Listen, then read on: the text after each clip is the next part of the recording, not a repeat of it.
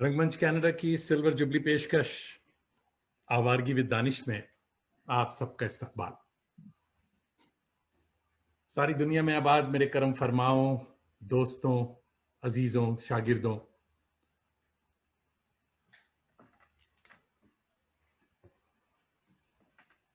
आप सबों को जावेद दानिश का कनेडियन आदाब, मेरी जबीन अकीदत सलाम कहती है। टोरंटो की एक भीगी भीगी सुबह, हल्की हल्की बारिश हो रही है।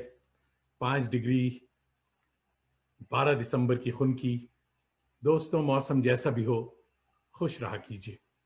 नफरत और मोहब्बत के कशमकश वाले इस दौर में हौसला रखिए। जीत आखिरकार मोहब्बत की हुआ करती है।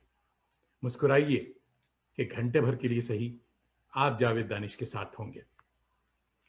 तन्हाई, डिप्रेशन या हालात की सितम ज़रीफ़ी फ़नून लतीफ़ा से बेहतर कोई नहीं कर सकता। यह हमेशा हमारी हमदर्द साबित हुई है। मैं पहले भी कई बार अर्ज़ कर चुका हूँ कि हमारे फ़नकार, कलमकार, मौसीक़ार हमारे दर्द का दरमा हुआ करते हैं। आज आपकी मुलाकात हिंदुस्तान के मसरूफ़ तरीन ड्रामा नवीस, स्क्रीन राइटर और रेडियो प्रोड्यूसर, दास्तान क्रिएटर और इन सब लवाजमात के साथ AJK mass communication research centre, Jama Millia Islamia university के मुमताज़ प्रोफेसर दानिश इकबाल साहब से होगी। कलीम आजिज़ का एक शेर याद आ रहा है कि बात चाहे बेसलीका हो मगर बात करने का सलीका चाहिए। आइए एक सलीकामंद राइटर से बात करते हैं। तो वेलकम टू आवारगी विद दानिश, जिगर इकबाल दानिश भाई। जी जी, आदाब। आदाब आदाब। कैसे हैं हुजूर? लंबा जवाब है तो बस छोटा ये रहेगा कि जिंदा है जिंदा हैं। और खुश हैं। आपके मसरूफियत मशवरे पे अमल करके फौरन खुश हो गए हम। मसरूफियत ऐसी कि अभी दोस्तों घंटा पहले ही दानिश इकबाल साहब एक और फोरम पर स्क्रीन राइटिंग पर लेक्चर दे रहे थे। वो मेरी बहुत सुबह थी तो मैंने मिस किया। मैं उसको बाद में देखूंगा। मगर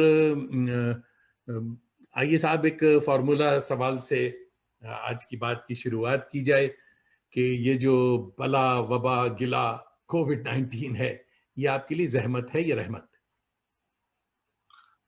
ज़हमत तो नहीं कहना चाहिए। अभी तक तो कोई ख़ास ज़हमत नहीं हुई है और उसका सबूत ये है कि देखिए ज़िंदा हैं और आपके सामने मौजूद हैं और मुस्कुरा भी रहे हैं और ये सितम है कि मुस्कुरा रहे हैं क्योंकि बहुत सारे लोगों को खो चुके हैं और बहुत सारे लोग चले गए इस वबा की वजह से और चूँकि हम मौजूद हैं फ़िलहाल और आपके मशवरे पे अमल कर रहे हैं, तो खुश भी हम्म, हैं और मुस्कुरा भी रहे हैं। वाह। और रह गई बात कि रहमत है कि ज़हमत तो यकीनन पूरी दुनिया के लिए है, लेकिन हमारे लिए एक तरह की ब्लेसिंग इन डिस्गाइज़ आप कह सकते हैं। रहमत तो ऐसा नहीं, लेकिन एक खराब सिचुएशन का इस्तेमाल कर लिया जाए किसी तरह से, तो उसकी कोशिश ये है कि काफ़ी काम हो गया, काफ़ी चीज़ें पढ़ने का मौका मिल गया और आम तौर से इतना वक़्त होता नहीं था। तो काफ़ी अच्छी-अच्छी चीज़ें हो गई इस दौरान और राइटर के तौर पे आउटपुट बहुत ज़्यादा बढ़ गई और एक थिएटर पर्सन के तौर पे आउटपुट ज़ीरो हो चुकी है। हम्म, तो कुल मिला के सिचुएशन ना बहुत खराब है, ना बहुत अच्छी है। हम्म। अच्छा साहब, दोस्तों को मैं आपकी कुछ तस्वीरें, कुछ यादगार चीजें दिखाता चलूं, फिर बात आगे बढ़ेगी। यही हमारा छोटा मोटा तरीका होता है। तो लीजिए साहब, हम शेयर करते हैं कुछ तस्वीरें दानिश अकबर भाई की। तो इस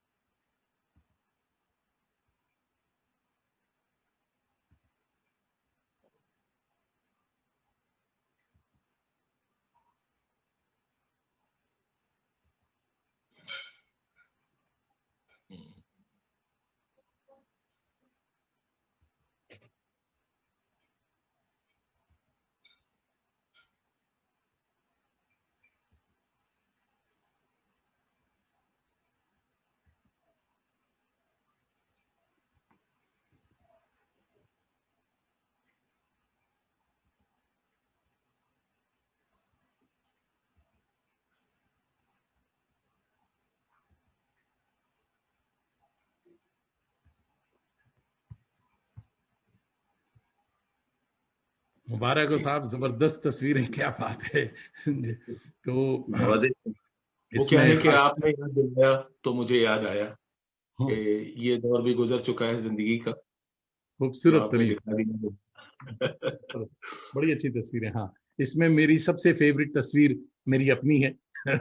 और उसके बाद सत्तू साहब वाली तस्वीर मुझे बहुत, एस एम सत्तू, वेरी इंपॉर्टेंट, उनके ऊपर बात करेंगे हम। तो आप इससे आपने अपनी वाली तस्वीर में आपने गौर नहीं किया एक बात का जी, कि आपकी आँखें तो रोशन हैं, रोज़े रोशन की तरह खुली हुई हैं खुशी और की हमारी आँखें बंद हैं।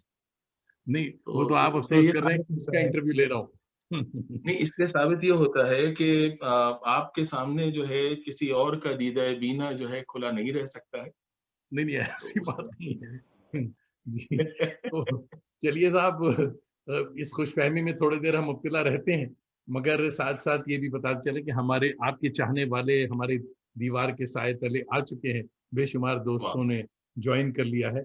सबसे पहले हमारे सफ़दर इमाम कादी साहब दोस्त फ्रॉम पटना से आप जानते होंगे, प्रोफ़ेसर जी, जी, सफ़दर जी। इमाम कादरी आदाब कह रहे हैं आपको, और जी, संगीता खन्ना अहमद हमारी बड़ी अच्छी दोस्त, और न्यूयॉर्क से जॉइन किया उन्होंने, तारा इकबाल साहिबा बरेली से, मोहम्मद सालेहीन कलकत्ते से, और गुल खान जयपुर से जॉइन किया इन्होंने, और एहसान ताबिश साहब, मीर साहिब हसन हमारे बड़े अच्छे दोस्त, खुद बड़े अच्छे प्रोग्राम करते हैं, अमीर भाई ने भी जॉइन किया। आप सबों का बहुत बहुत शुक्रिया, बहुत बहुत बहुत शुक्रिया, हफ्सा बहुत शुक्रिया। अख्तर साहिबा, बांग्लादेश से जॉइन किया। आपने ये नहीं कहेंगे कि बांग्लादेश वाले आपके प्रोग्राम में नहीं आते। देखिए, अरे, हफ्सा अख्तर अरे! यंग प्रॉमिसिंग प्रोफेसर हैं बांग्लादेश में, ढाका यूनिवर्सिटी की उर्दू की प्रोफेसर, और रसूल माशाअल्लाह। काकी भाई हमारे दोस्त हैं बहुत अच्छे, बिहार से उन्होंने ज्वाइन किया है, अफशा बानो फ्रॉम पटना, और मासूम रूवाला हमारी बॉम्बे की दोस्त हैं, उन्होंने ज्वाइन किया। Thank you Masuma. और तेजिंदर मंधन साहब ने देखा है, देख रहे हैं। हुमैरा रहमान हमारे शुमाली अमेरिका की बड़ी मोतबर शायरा, उन्होंने ज्वाइन किया है। और हमारे बड़े मोतबर दोस्त मिर्ज़ा हामिद बेग साहब लाहौर से ज्वाइन हाँ, किया अरे! उन्होंने। मशहूर और आदमी है भई, मशहूर आदमी, जी हाँ। और माशाअल्लाह। इस बहाने मुझसे मिलने देखिए, हुआ। इस बहाने बगैर वीज़ा लिए देखिए आपको देखने आ गए। और फैयाज़ अहमद कलकत्ते से इन्होंने ज्वाइन किया है। उस्मा इरफान साहिबा हमारी दोस्त हैं, जी, टोरंटो से उन्होंने ज्वाइन किया है। तो काफ़ी ब्रैम्पटन, टोरंटो नहीं, ब्रैम्पटन कनाडा से, यहाँ से ज्वाइन किया। फारूक इंजीनियर साहब बड़े अच्छे शायर हमारे जी, दोस्त, उन्होंने असद फैसल फारूकी, बहुत सारे लोग जमा हो गए, माशाल्लाह माशाल्लाह। वाह! तो क्या बात आइए साहब, बातचीत का सिलसिला शुरू करते हैं। और कोविड की बातें आपने अच्छी बताई, वाकई बहुत कुछ हमने खोया मगर कुछ पाया भी है। और ये ज़रूर है कि आर्टिस्टों को, राइटरों को, हमें भी लिखने लिखाने का और पढ़ने पढ़ाने का मौका मिला है इससे। तो आप आज का संजीदा और मसरूफ़ तरीन दानिश इकबाल का बचपन कहाँ और कैसा गुजरा? बचपन उत्तर प्रदेश में एक इलाका है अवध का लखनऊ माशाल्लाह। कानपुर के बीच में एक उन्नाव एक जगह है। अरे तो वाकई उसमें आप एक उन्नाव गाँव के हैं? ओहो। नहीं लगभग कहानी काफ़ी पेचीदा है। अच्छा। तो हमारा ननियाल है वहाँ और उन्नाव हम जी। ननियाल में ही पैदा हुए हम्म। क्योंकि ददियाल नहीं था। हम्म। तो इसकी वजह से ये जो मलियाबाद, काकोरी, संदीला, आसीवन, मोहान ये जो इलाके हैं, जी हाँ जी। तो ये हमारा वतन है देखा जाए। तो वहाँ पे बस शुरू की जो चाइल्डहुड है वो गुज़री और वहाँ स्कूल्स नहीं थे, तो हमारी वालिदा जो हैं, हमको लेके लखनऊ या कानपुर हमारे ख़ानदान के लोग जाया करते थे हम्म। तालीम के लिए। तो वहाँ आ गए, कानपुर आ गए और कानपुर से फिर अलीगढ़ चले गए हम्म। और अलीगढ़ से हैदराबाद चले गए और इस तरह से मतलब कुल मिला के ज़िंदगी गुज़री। तो आप अच्छा। ये कह सकते हैं आ- कि हमें बिगाड़ने में यूपी का और ख़ास तौर से अलीगढ़ का बहुत दख़ल है। बड़ा बड़ा खतरा है। क्योंकि जी, तो 11th क्लास आप हमारे अलीग बिरादर हैं, अलीग रिश्तेदारी है आपकी हमारी। तो क्या ड्रामे की जरासीम अलीगढ़ की देन है, या कब थे आप अलीगढ़ में, एएमयू में? नहीं ड्रामे के जरासीम अभी पूरी तरह आ नहीं पाए हैं और अलीगढ़ में क्या था कि ड्रामा जो होता था वहाँ पे वो एक तरह से जोक्स जैसे आप सुनते हैं, तो वो क्या करते थे कि कुछ बच्चे बैठ जाते थे और उन जोक्स को मिला के कुछ जोड़ कैरेक्टर्स क्रिएट कर लेते थे। हुँ, और उसके बाद हम लोग सिर्फ़ जैसे जोक्स का एनैक्टमेंट देखने जाते थे। तो स्किट्स हाँ, सीरियस ड्रामा तो वहाँ पे मौजूद नहीं था और बहुत अजीब तरह का ड्रामा होता था, यानी कि उसमें नौकर का कैरेक्टर ज़रूर होता था और नौकर ही का कैरेक्टर सबसे बड़ा होता था। वो और हँसाता था। नौकर आमतौर पे रूरल एरिया का होता था, बिहारी होता था या मतलब पूर्वी बोल रहा होता था और सारे लोग हँस रहे होते थे। हुँ, तो ये एक ऐसी चीज़ थी जो कि बहुत नागवार मुझे गुज़रती थी। तो आप ड्रामे में दिलचस्पी का इल्ज़ाम जो है अलीगढ़ पे नहीं जाता है। तो वो तो बाद में धीरे-धीरे एक्चुअली मैंने क्या किया कि मैं साइंस का तालिब-इल्म था। तो साइंस पढ़ने वाला तो आप समझिए कि वो केमिस्ट्री पढ़ रहे थे, फिज़िक्स पढ़ रहे थे, तो तालीम याफ़्ता तो क नहीं कहे जा सकते किसी तरह से। तो इत्तेफ़ाक ये हुआ कि मैंने साइंस छोड़ के यानी कि केमिस्ट्री एमएससी कर रहा था मैं, ऑर्गेनिक केमिस्ट्री में और ऐसी कुछ सनक चढ़ी कि मैंने फ़लसफ़ा जॉइन कर लिया। फिलॉसफी और ये हुआ जब मैं था 20 साल की उम्र का। तो आप ये कह सकते हैं कि मैं अकेला शायद ऐसा आदमी हूँ दुनिया में जिसकी पैदाइश 20 साल की उम्र में हुई। हुँ, फ़लसफ़ा पढ़ने के बाद जो है आँखें खुली और फ़लसफ़े के बाद फिर अदब में दिलचस्पी हो गई, फिर शायरी में भी दिलचस्पी हो गई और फिर फ़लसफ़े से मैं ड्रामे की तरफ आया हूँ। क्योंकि मैंने पहले एरिस्टोटल को पढ़ा, सोक्रेटिस, प्लेटो और फिर मैंने देखा कि वहाँ पे कदीम यूनान में ड्रामे का इस्तेमाल वो वैल्यूज़ को चैलेंज करने के लिए और फिलॉसफीज़ को डिस्प्ले करने के लिए करते वाह! थे। तो ड्रामा मैंने अच्छा ड्रामा अभी तक नहीं देखा है मैंने, सच्ची बात आपसे कहूँ।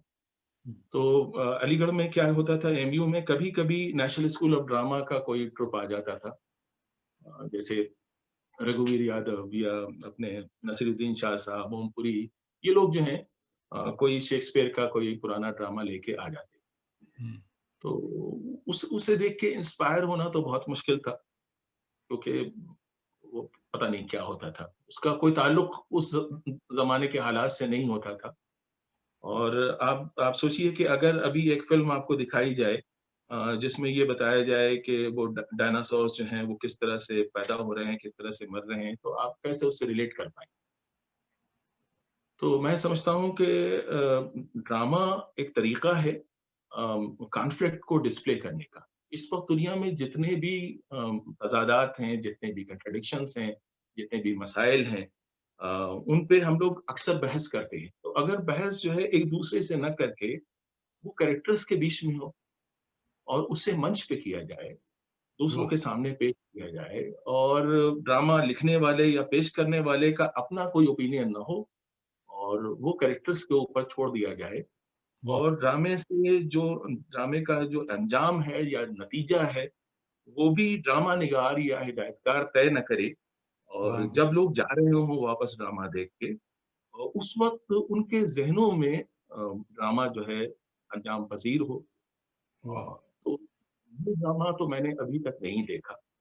मैं देखना चाहता हूँ और ऐसा ड्रामा मैं लिखना भी चाहता हूँ, लेकिन ऐसे हिदायतकार नहीं हैं, ऐसे डायरेक्टर्स नहीं हैं जो असल ड्रामा कर सकें। तो ड्रामा अभी क्या है, एक एंटरटेनमेंट का एक तरीका है और जिसमें वैल्यूज़ मैटर नहीं करते, जिसमें इश्यूज़ मैटर नहीं करते और जिसमें ये है कि वो ड्रामा चलेगा कि नहीं चलेगा।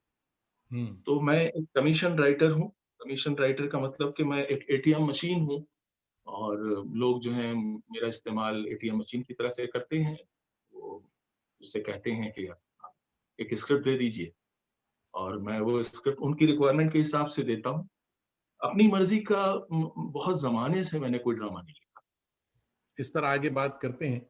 तो और भी कुछ लोग शामिल हो रहे हैं। शहाबुद्दीन अहमद साहब हमारे दोस्त हैं दोहा कतर से। जी, सलाम कह रहे हैं, वालेकुम अस्सलाम। जी, जी। ज़ीनत रशीद हमारी छोटी बहन है, कलकत्ते से देख रही हैं और ज़ीनत भी आदाब कह रही हैं आपको। वालेकुम अस्सलाम। तैयब नोमानी प्रोफ़ेसर हैं कलकत्ता से वो देख रहे हैं और सफदर इमाम कादी साहब फरमा रहे हैं कि serious observation about the theme incorporated in the drama played at Aligarh those days.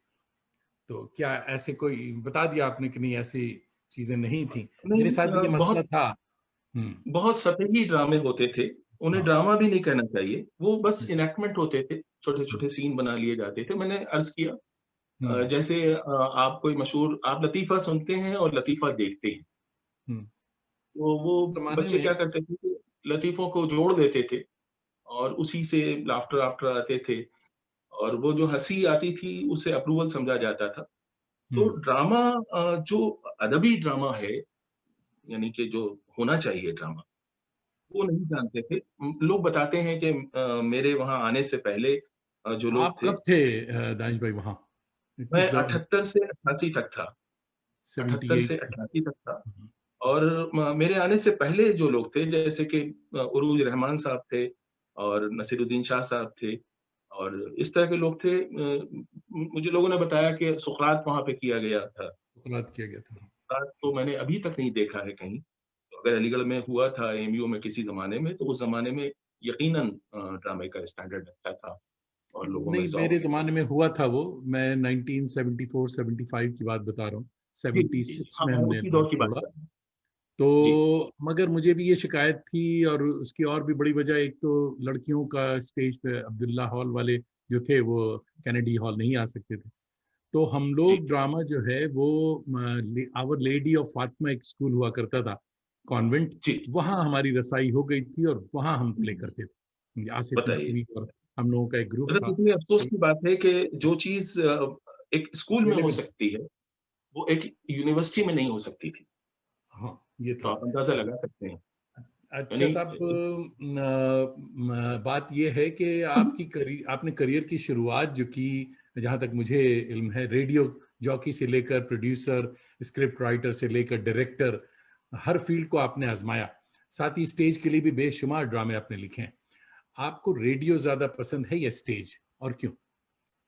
देखिए, रेडियो को पसंद करने का तो कोई दूर-दूर तक सवाल नहीं पैदा होता। देखिए रेडियो तो एक मजबूरी थी। इंसान को वाक़ई रोज़ी-रोटी के लिए कुछ करना होता है। तो मैं अलीगढ़ में पीएचडी कर रहा था और मैंने नेट क्वालीफाई कर लिया था और हुँ, मुझको यूजीसी की स्कॉलरशिप मिलती थी। एक और स्कॉलरशिप भी मुझे मिलती थी, मैं कुछ साइड में भी रिसर्च करता था। तो मुझे किसी नौकरी की ज़रूरत नहीं थी लेकिन मेरे जो सुपरवाइज़र थे वहीद अख्तर साहब, तो हुँ, उनको शहरयार साहब से इस बात का इल्म हुआ कि मेरा सिलेक्शन यूपीएससी से हो गया है और मैं जॉइन नहीं कर रहा हूँ। मेरा इरादा जॉइन करने का नहीं था, उससे पहले भी कई नौकरियाँ मिल चुकी थी अकाउंट ऑफिसर टाइप की, बहुत ही डल, बोर किस्म के काम की हुँ, और जो मैंने जॉइन नहीं की थी क्योंकि जो तनख्वाह उसमें मिलने वाली थी, उससे ज़्यादा मुझे स्कॉलरशिप मिल रही थी और अलीगढ़ में तो आप जानते हैं कि बहुत कम पैसों में भी बहुत अच्छी ज़िंदगी गुज़ारी जा सकती है और हम काफ़ी सीनियर हो गए थे, तो ऐसा लगता था कि यूनिवर्सिटी में हमारी मर्ज़ी के बिना कुछ नहीं होता। तो किंग मेकर वाला जो एक रोल होता है, जब आप का कोई सीनियर खतरा होते नहीं हैं। होता किसी बात का, आपका अपना स्टेक नहीं होता है, तो उस हालत में थे। तो वो वाली एक बड़ा अच्छा दौर होता है जब आप स्टूडेंट भी नहीं होते हैं और आप टीचर भी नहीं होते हैं, आप रिसर्च स्कॉलर होते हैं और आपको बीच-बीच में क्लासेस भी मिल जाती हैं, तो best of both the worlds आपको मिल रहे होते हैं। तो उस दौर में था लेकिन वहीद अख्तर साहब ने ज़िद करके उन्होंने कहा नहीं, नहीं मीडिया बहुत इम्पोर्टेंट है और जो मेरा सिलेक्शन हुआ था वो उसपे लिखा हुआ था Doordarshan oblique all India radio. तो उस ज़माने में टेलीविज़न जो है वो क्रेज़ था, तो उन्हें लगा कि उन्हीं ने मुझे समझाया कि नहीं बहुत ज़्यादा ज़रूरत है सोचने वाले ज़हनों की मीडिया में उनको होना चाहिए। और दूसरा रीज़न ये था कि मेरा जो पोस्टिंग आई थी, वो हैदराबाद आई थी। तो हैदराबाद उनका होम टाउन था और वो खुद किसी ज़माने में रेडियो प्रोड्यूसर रह चुके थे वहीद अख्तर साहब। वहीद अख्तर तो साहब उन्हें ऐसा ग्रेट लगता मैन, था ग्रेट कि मैन। यूनिवर्सिटी जॉइन करके ज़िंदगी बहुत अलग है और अगर मैं होता तो मैं अब तक डायरेक्टर जनरल हो चुका होता। तो उन्होंने नेक्स्ट डायरेक्टर जनरल के तौर पे मुझे वहाँ से ऑलमोस्ट धक्के दे के निकाल दिया। हुँ, तो आप हुँ। समझिए कि अगर आपका गाइड आपका जो वो है वही आपको कहे कि आप चले जाइए, जॉइन कर लीजिए, तो आपके पास कोई रास्ता नहीं कोई होता है। रास्ता नहीं। तो मैंने उसे जॉइन कर लिया और जॉइन करने के बाद मैंने सोचा कि मैं आईएएस क्वालीफाई कर लूँगा हुँ, और पूरे वक़्त यही सोचता था रेडियो में कि बस मैं 1 साल हूँ, मैं थोड़ा-सा और वक़्त गुज़ारना है। लेकिन क्या हुआ कि वहाँ पे मैं गया और वहाँ पे मुझे उर्दू का काम दे दिया गया, ड्रामे का भी काम दे दिया गया और ड्रामे में मुझे इंटरेस्ट था। तो धीरे-धीरे मैं उसमें ऐसा फँस गया, ऐसा इन्वॉल्व हो गया कि हमेशा ये सोचता था कि मैं इसे छोड़ दूँगा और कोई बेहतर एकेडमिक काम जॉइन करूँगा। तो देखिए मैं बेसिकली चाहता था कि मैं किसी यूनिवर्सिटी में हूँ, तो मौका नहीं मिला। फिर उसके बाद मैं दिल्ली आ गया। दिल्ली में क्या हुआ कि उस ज़माने में ये जो एफ़एम एक रेडियो नई की। टेक्नोलॉजी आई थी, ये बहुत पॉपुलर हो रही थी। तो जो दिल्ली का एफ़एम चैनल है, जो कि इंडिया का पहला चैनल है, तो उसमें मेरी शमूलियत हुई और धीरे-धीरे जो एफ़एम प्रोग्रामिंग हुई है, तो उसमें मैं इन्वॉल्व हो गया और फँस गया।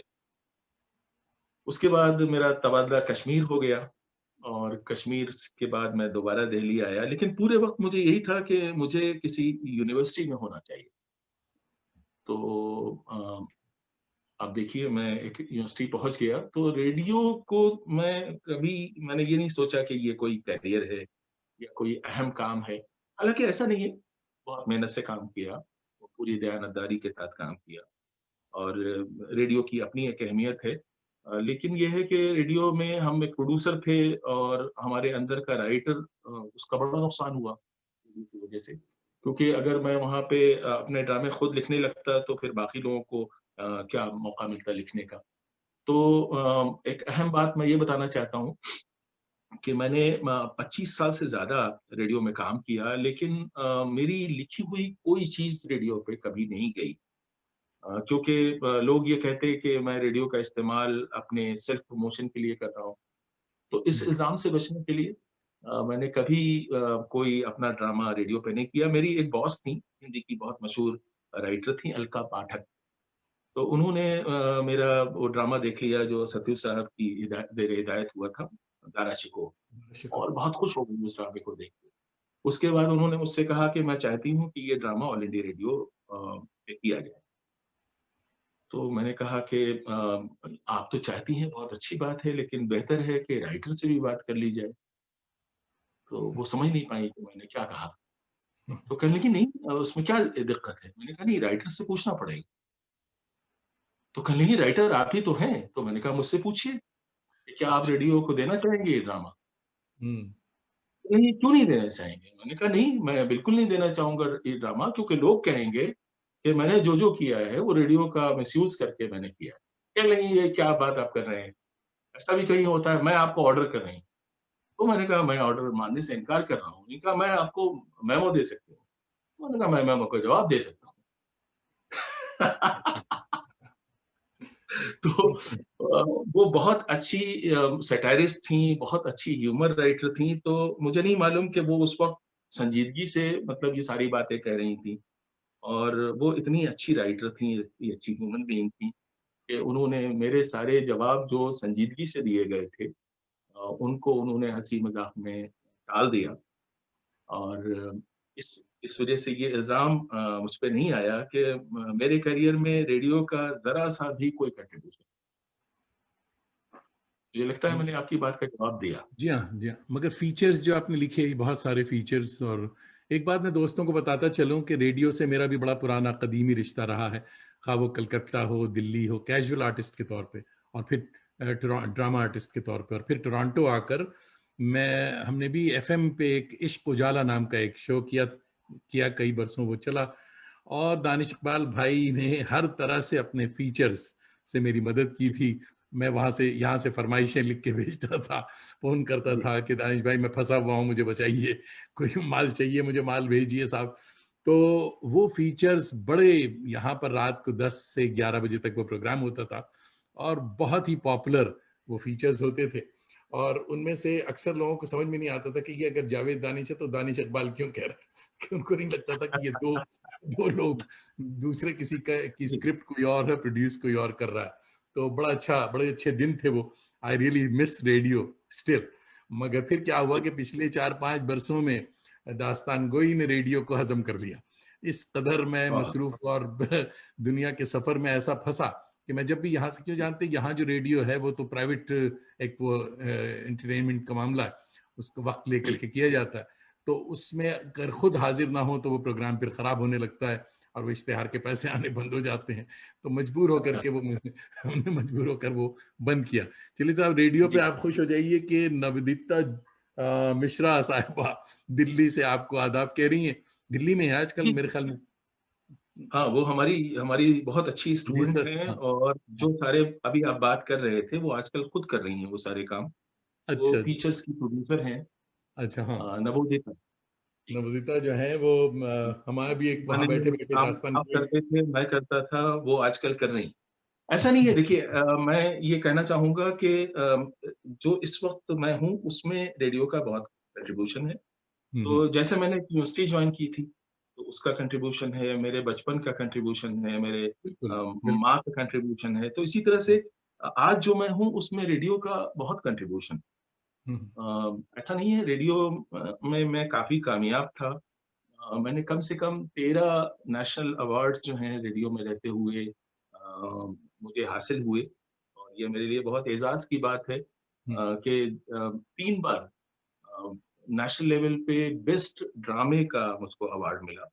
हुँ, हुँ। 3 बार मुझको बेस्ट पब्लिक सर्विस ब्रॉडकास्टिंग के प्रोग्राम का अवार्ड मिला हुँ, और मुझको गांधीयन फिलॉसफी का अवार्ड मिला, मुझको नेशनल इंटीग्रेशन के लासा कॉल का अवार्ड मिला।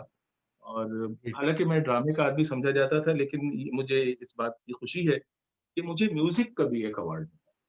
मैंने वाह! एक म्यूज़िकल प्रोडक्शन किया था और तो उसका भी मुझे अवार्ड मिला। तो ऐसा नहीं है जो इंसान का जो टेस्ट होता है, जो उसकी एस्थेटिक्स होती है, जो उसका ज़ौक होता है तो रेडियो एक तरह का एजुकेशनल इंस्टीट्यूशन था मेरे लिए।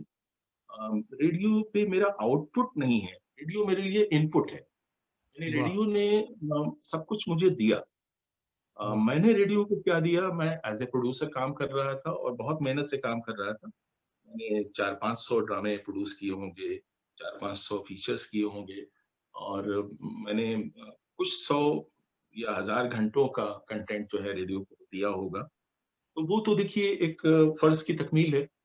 हाँ, आप नौकरी करते हैं, आप खेत में बिल्कुल। काम करते हैं, तो आप कभी ये थोड़ी कहते हैं कि आपने जो है जो खेत का मालिक है उसे इतने क्विंटल अनाज दिया, तो वो तो तो आपका साहब काम है। वो बड़े इम्पोर्टेंट, बहुत ही मोतबर हमारे बुजुर्ग, तो हम नहीं कहेंगे बुजुर्ग साहब नाराज हो जाएंगे, हमारे बिरादर अकबर जनाब अनीस रहमान साहब तशरीफ लाए हैं।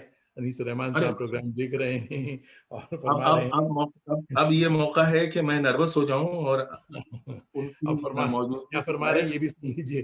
अब के बाद से मैं सारे जवाब जो है घबरा के दूँगा, अच्छा। क्योंकि वो बहुत सीनियर हैं अनीस और भाई फरमा रहे हैं कि ऐसी बात दानिशैन को सलाम अर्ज़ है। दानिशैन को सलाम अर्ज़ है। अरे हमतन गोश हूँ। चलिए साहब, हमें भी नर्वस कर देंगे।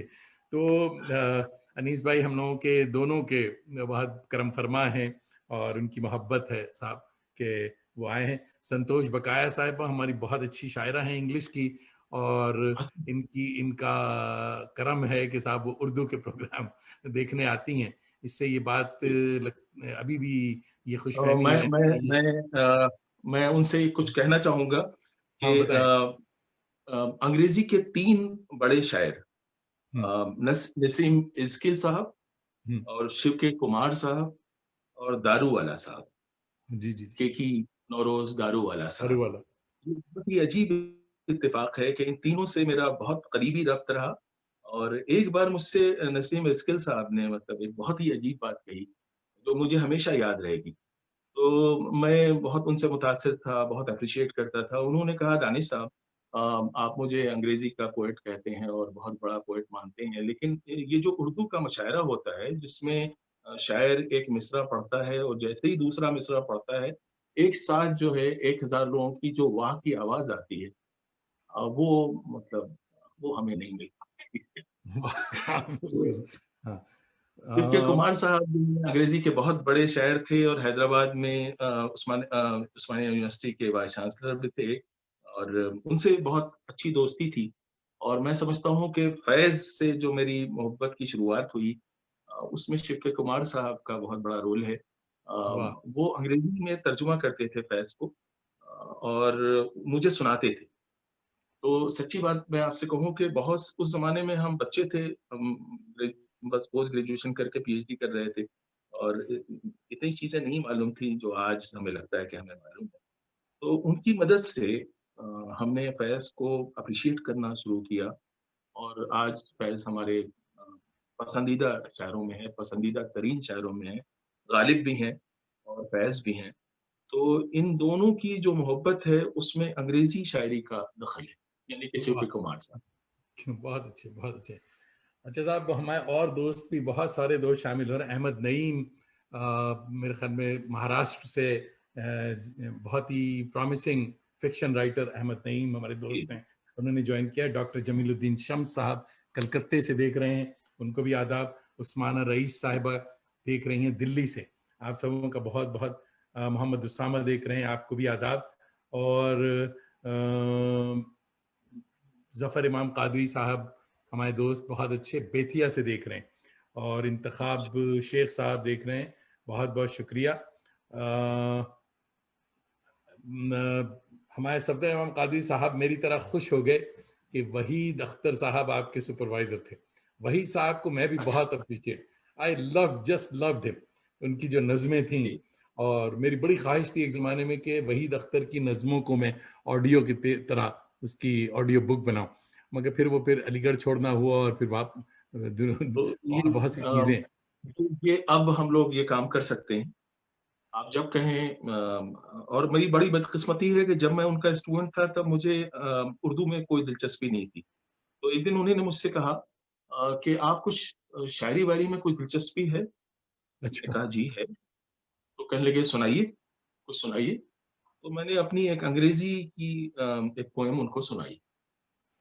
तो बेचारे ने बहुत सब्र के साथ सुनी, फिर कहने लगे कि देखिए आपकी अपनी ज़बान में जो एक्सप्रेशन होता है जी। उसकी बात अलग होती है। तो अगर आप अंग्रेज़ी में लिखेंगे तो आपको लगता है कि आप वर्ल्ड क्लास शायरी कर पाएँगे या इंटरनेशनल उस पे पहुँच पाएँगे। तो हमने उनसे कहा कि अगर हम उर्दू में करेंगे तो इसका क्या मतलब वो है कि हम इंटरनेशनल लेवल के आदमी हो जाएँगे। तो बिल्कुल बेवकूफ़ी का एक जवाब बचकाना था उनको दे के मतलब क्योंकि उस ज़माने में हम इसमें बहुत प्राइड लेते थे कि हमें बहुत अच्छी अंग्रेज़ी आती है।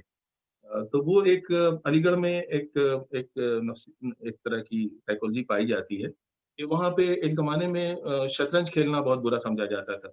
उर्दू शायरी में दिलचस्पी लेना बहुत गिरी हुई बात समझी जाती थी। तो ये एक तरह का एक्सट्रीम रिएक्शन था और इसकी वजह से कॉम्प्लेक्स था। मैं समझता हूँ कि हम लोग शायरों का मज़ाक उड़ाते रहते थे और शायरों को अफ़ीमची और हम्म। ऐसे झक्की या कुछ इस तरह का बेकार सा इंसान समझते थे। जो अब हम सोचते हैं कि क्या हिमाकत की बात थी। तो एक वो मेरी बदकिस्मती है कि जो मैंने दौर वक़्त उनके साथ गुज़ारा, वो सिर्फ़ फ़लसफ़े की एजुकेशन के लिए गुज़ारा और उर्दू और ख़ास तौर से शायरी इससे मैं कुछ फ़ायदा नहीं उठा सका, इसका मुझे बहुत अफ़सोस है। बहुत बहुत बड़ा शायर, बहुत बड़ा शायर। हाँ। अच्छा साहब, आपकी जो तालियों वाली बात हो रही थी, बड़े मजे की बात एक मुझे याद आ गई, please let me share this. कि जी, ज़रूर। कोई 1989 में टोरंटो से, बल्कि पूरी दुनिया से बड़े सिलेक्टेड राइटर्स को, सेमिनार्स तो बहुत होते रहते हैं, उर्दू वाले खाली सिर्फ सेमिनार करते हैं, यहाँ पर पैनल डिस्कशंस पे और इस पे जोर दिया, तो वर्कशॉप पे बड़ा जोर दिया जाता है वेस्ट में। तो वहाँ डेनमार्क से एक दावत आई हम लोगों को कि साहब एशियन राइटर्स जो हैं उनको, उनके लिए एक वो रखा जाएगा। और उस प्रोजेक्ट का नाम था सर्च फॉर आइडेंटिटी। तो हम लोग गए और 6 महीने पहले से वो काम शुरू किया गया था और हमारी नज़में और ड्रामे उन्होंने मंगवाए और डेनिश में उसका तर्जुमा हुआ और डेनिश की चीज़ों को उर्दू में तर्जुमा किया गया। और कुछ होस्ट थे वहाँ उन लोगों के, हमें कोई 20 लोग जमा हुए थे। तो मुख्तसर ये कि एक शाम जो थी वो मुशायरे के लिए थी और मुशायरा भी उन्होंने एक लोकल बार में रखा था। तो वाह! जो जो हजरात बाज़ौक़ थे वो तो बड़ा खुश हुए। देखिए, सच्ची बात ये है कि मुशायरे के लिए इससे अच्छी जगह नहीं हो सकती जगह नहीं हो सकती और थी। प्लीज़ ये रिकमेंडेशन हिंदुस्तान में भिजवा दें हाँ, ताकि मैं सर तो मतलब बकाया साहिबा को भी ये बता रहा हूँ कहानी कि जो एक लड़की है मुझे दी गई कि ये जानती है थोड़ी बहुत इंग्लिश जानती है, ये तुम्हें ट्रांसलेट करेगी और आपकी चीजें जो है आप सुनाएंगे। तो जो भी, तो उसमें मोस्टली पाकिस्तानी शायर भी थे, हम लोग भी थे, कोई 8-10 लोग शायर भी थे, राइटर्स भी थे, ड्रामा वाले थे। तो जब उर्दू का मामला आया पढ़ने का, तो जो शायर जो भी कलाम पढ़े, जो शेर पढ़े, उस पे वाह वाह से तूफान, बिल्कुल यानी छतगिरी जारी। तो वो लड़की जो थी बहुत नर्वस, वो कहने लगी कि साहब बहुत बड़े बड़े राइटर्स आए हुए हैं, हम लोग तो बिल्कुल इस काबिल नहीं है कि आपके साथ ये करें। तो हमने कहा क्यों? उसने कहा था कि भाई मैं तो नहीं पढ़ूंगी। हमने, क्यों नहीं पढ़ोगी? कहने लगी ये तो these are very very big right, they are something big, something very, something I can not tell. हमने कहा नहीं नहीं, ऐसी कोई बात नहीं है, डोंट बी समथिंग, आप जरूर पढ़िए। कहने लगी नहीं भाई देखो, जब आप पढ़ने गए थे तो लोग कितना शोर मचा रहे थे।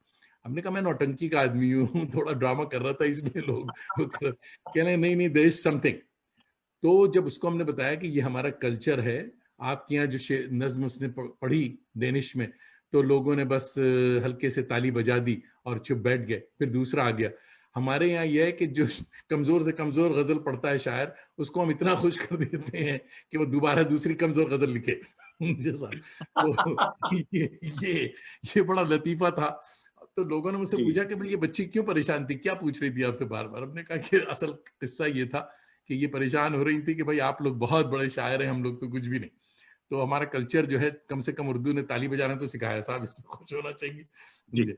अच्छा हुजूर वाला, वर्जिन आइडियाज जो होते हैं, यानी तबाजात चीजें या आमद का जो सिलसिला है, तो आमद के सामने ये जो कमीशन प्रोजेक्ट होता है, तो ये आसान काम नहीं है। और इसकी डिमांड और इसकी प्रेशर को आप कैसे हैंडल करते हैं, ये गुरु मुझे बताइए।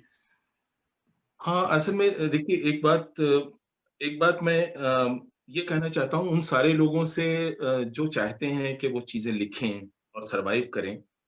अ, हिंदी के बहुत बड़े नावल निगार थे, बहुत अच्छे राइटर थे, निर्मल वर्मा साहब। हम्म। और उनकी सेंसिटिविटी का जवाब नहीं था, मैं उनकी चीज़ें पढ़ता था, बहुत इज़्ज़त करता था। तो एक बार मैंने उनका एक ड्रामा किया और चेक लेके उनके पास गया देने के लिए। तो उन्होंने मुझसे कहा, "दानिश साहब, ये जो आप मुझे चेक दे रहे हैं।" मतलब बहुत ही अच्छे आदमी थे, बहुत ही स्वीट इंसान थे। उन्होंने कहा, "ये इस साल मुझे अपनी सारी किताबों से जो रॉयल्टी मिली है, उससे ज़्यादा है ये चेक।"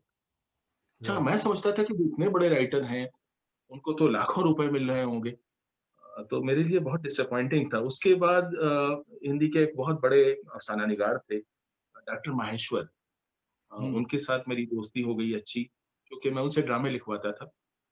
तो उन्होंने एक दिन बताया कि नहीं, कोई पेमेंट ही नहीं होता है, मैगज़ीन जो हैं वो कहानियाँ छापते हैं और कोई पेमेंट नहीं होता। तो ये सुन के मुझे बहुत बुरा लगा और उसके बाद मैंने सोचा कि अगर मैं ऐसी चीज़ें लिखूँगा, जो मतलब मैं लिख के बैठा रहूँगा, उसके बाद किसी से कहूँगा इसे छाप दीजिए या इसे स्टेज कर लीजिए या इसे परफ़ॉर्म कीजिए, तो कोई क्यों करेगा? अ, कोई मुझे वजह नहीं समझ में आती। तो तब मैंने सोचा कि मैं वो काम करूँगा जो लोगों को चाहिए हो। तो इसमें ये है कि हर इंसान कुछ करना चाहता है। ख़ास तौर से जो स्टेज पे काम कर रहे हैं, जो डायरेक्टर्स होते हैं, वो उनके पास कोई एक आइडिया होता है। जो फ़िल्म मेकर्स होते हैं, उनके पास एक आइडिया होता है। जो डॉक्यूमेंट्री मेकर्स होते हैं, उनके पास एक सब्जेक्ट होता है और उनको किसी ऐसे इंसान की ज़रूरत होती है जो उसे बहुत ऑर्गनाइज़्ड वे में, मज़बूत अंदाज़ से उन्हें लिख के दे दे। तो अगर आप एक सॉल्यूशन का पार्ट बने या आप एक मसले का हल बने, तो फिर आप बहुत आसानी के साथ काम कर सकते हैं। तो मैं आपसे ये बात कहना चाहूँगा कि मैं नौकरी करता था, मैं गेज़ेटेड ऑफ़िसर था और का तनख्वाह किसी तरह से कम नहीं थी। लेकिन उसके बावजूद जो ख़ानदानी ज़िम्मेदारियाँ होती हैं, बच्चे थे, बीवी, घर, तो मेरी पहली कार, जो मैंने अपनी ज़िंदगी में पहली कार खरीदी, वो मेरी राइटिंग की वजह से। वाह। और मैंने लाखों रुपए आज तक कमाए होंगे और मुझे नहीं लगता कि वो सारे लोग जो मैगज़ीन्स में छपते हैं, जो अदबी रिसालों में छपते हैं, जो बहुत दिनों तक ज़िंदा रहेंगे, बहुत बड़ा काम कर रहे हैं। अहम काम कर रहे हैं। तो अफ़सोस ये होता है कि उनको उनकी मेहनत का रिटर्न नहीं मिल पाता, क्योंकि वो अपनी मर्ज़ी का काम कर रहे हैं और मैं अपनी मर्ज़ी का कोई काम नहीं कर रहा। मेरी कोई चीज़ कभी नहीं छपी। मैं चाहता भी नहीं हूँ कि वो छपे। यानी कि मैं चाहूँ तो अफ़साने लिख सकता हूँ, मैं चाहूँ तो छोटी-छोटी चीज़ें लिख सकता हूँ। लेकिन मेरी समझ नहीं आता कि मैं लिख के किसी को छपने के लिए क्यों दूँ जबकि मुझे कोई रिटर्न नहीं। तो मैं शुरू से मेरा ये अंदाज़ रहा कि मेरे पास हमेशा इतना काम रहा। जैसे मैंने शुरू में एडवर्टाइज़िंग एड्स लिखने शुरू किए। उसके बाद मैंने टेलीविज़न सीरियल्स लिखे, फिर मैंने डॉक्यूमेंट्रीज़ लिखी। आजकल मैं तंग आ गया मैं टेलीविज़न से बिकॉज़ उसमें बहुत ही खराब क्वालिटी का काम हो रहा था। और कई बार ऐसा होता था कि मेरा लिखा हुआ टेलीविज़न सीरियल आ रहा है और मैं दोस्तों से कहना चाहता हूँ कि उसे देखें। और कुछ लोगों से कहा भी वो ज़माना ये नहीं था कि व्हाट्सएप पे आप मैसेज भेज दें या फेसबुक पे भेज दें। तो किसी को फ़ोन करके कहना पड़ता था कि फलाँ वक़्त आ रहा है। तो बाद में मैंने देखा कि कहीं उन्होंने देख तो नहीं लिया। वो इतने बुरे प्रोडक्शंस होते थे, मेरी स्क्रिप्ट्स के, इतने बुरे प्रोडक्शंस होते थे, उसके बाद फिर मुझे ये डर लगने लगा कि कहीं किसी ने देख तो नहीं लिया कि ये मैंने लिखा था। ओहो! उसके बाद से फिर एक दौर वो भी आया जब मैंने अपना नाम देना बंद कर दिया। मैंने उनसे कहा कि मैं स्क्रिप्ट दूँगा, लेकिन आप मेरा नाम नहीं देंगे। तो मैंने लाखों रुपए कमाए और उसकी शिकायत नहीं है, मुझे रिटर्न बहुत मिला और मुझे नहीं लगता कि मेरे अलावा कोई ऐसा राइटर होगा जो इतना मतलब जो फ़िल्म इंडस्ट्री में काम कर रहे हैं, मुंबई में हैं, मैं उन लोगों की बात नहीं कर रहा हूँ। अ, दिल्ली में रहते हुए या किसी जिन शहरों में मैं रहा, जैसे मैं हुँ, श्रीनगर में था, और वहाँ पे भी मैं एक कमर्शियल राइटर के तौर पे काम कर रहा था। मैं हैदराबाद में था, मैं वहाँ पे भी काम कर रहा था। तो ये चीज़ मुमकिन तभी है जब आप लोगों की मर्ज़ी का लिख सकें और अब ये है कि मेरी लिखी हुई चीज़ें छपती नहीं हैं, क्योंकि मैं छपवाना नहीं चाहता। कई बार जो प्रिंटर्स हैं उन्होंने किताब जो है कंपाइल करके मुझे दे दी और मुझे प्रूफ रीडिंग करनी थी। फिर मैंने सोचा मैं क्यों छपवाऊँ इसे? इससे क्या हासिल है? इससे ये होगा कि इस स्क्रिप्ट को जो जहाँ चाहेगा स्टेज करेगा। तो ह कुछ लोगों ने मुझसे रिक्वेस्ट करके 1-2 ड्रामे जो हैं ले लिए और हिंदी के कुछ रिसालों में छाप दिए।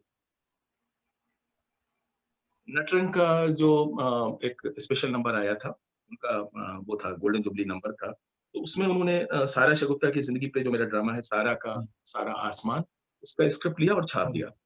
अब सिचुएशन ये है कि मेरे पुराने स्टूडेंट्स जो हैं, वो कहते हैं कि उन्होंने जयपुर में मेरा ड्रामा देखा, उन्होंने लखनऊ में मेरा ड्रामा देखा। मुझसे ना कोई उसकी इजाज़त लेता है और ना कोई पेमेंट करता है। पेमेंट को हाँ, जी, और कई हुँ, बार क्या करते हैं कि वो उस ड्रामे की पॉलिटिक्स बदल देते हैं। जैसे मिसाल के तौर पे, सारा शगुफ्ता की ज़िंदगी का जो स्ट्रगल था, वो पैट्रियार्की के खिलाफ था। हुँ, तो वो एक मर्दों के बनाए हुए समाज से एक औरत के स्ट्रगल और कशमकश और जीत और हार में छुपी जीत की कहानी। उसे आज आज के ज़माने में लोगों ने किया और उसमें ये दिखाने की कोशिश की कि मुस्लिम समाज जो है वो औरतों को कैसे ट्रीट करता है। हुँ, ये तो उस ड्रामे की पॉलिटिक्स ये नहीं तो थी, मतलब हुँ, ये उस ड्रामे का सब्जेक्ट नहीं था हुँ, और ये मुझे कबूल नहीं है कि उसे इस तरह से किया जाए कि इस ड्रामे की आप उसका मफ़हूम बदल दें। तो चूँकि डायरेक्टर्स इस हद तक भी जा सकते हैं और पेश करने वाले इस तरह की हरकतें भी कर सकते हैं।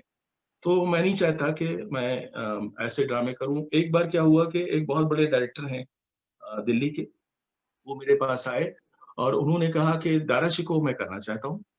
ज़रूर, कहने लगे वो पुराने किले पे होगा और शीला जी आएँगी और 8 करोड़ रुपए का हम प्रोडक्शन करेंगे। मैंने कहा बहुत अच्छी बात है। तो मैंने कहा ठीक है करिए। तो कहने लगे कि स्क्रिप्ट दे दीजिए। मैंने कहा आप सत्यू साहब से बात कर लीजिए। हुँ, कहने लगे ड्रामा तो आपका है। मैंने कहा नहीं मतलब वो डायरेक्टर सत्यू साहब हैं, तो ड्रामा तो सत्यू साहब का भी है। हुँ, तो कहने लगे नहीं वो तो डायरेक्ट तो मैं करूँगा। तो मैंने कहा फिर मैं आपके लिए नया ड्रामा लिख देता हूँ। हुँ, मैं दार्शनिकों पे ये एक बात नया होती ड्रामा थी और तो हमारे ये साथ समझिए कि मुझे इस पे फ़ख्र होता है हुँ, कि कोई इंसान क्या सिर्फ़ अपने उसूल के लिए 10-12 लाख रुपए का पेमेंट इस तरह से हम्म, रिफ्यूज़ कर सकता है? कर तो सकता है। मैंने किया और किया। मुझे फ़ख्र है इस बात पे दैट्स कि ग्रेट। मैंने उस बात को नहीं माना।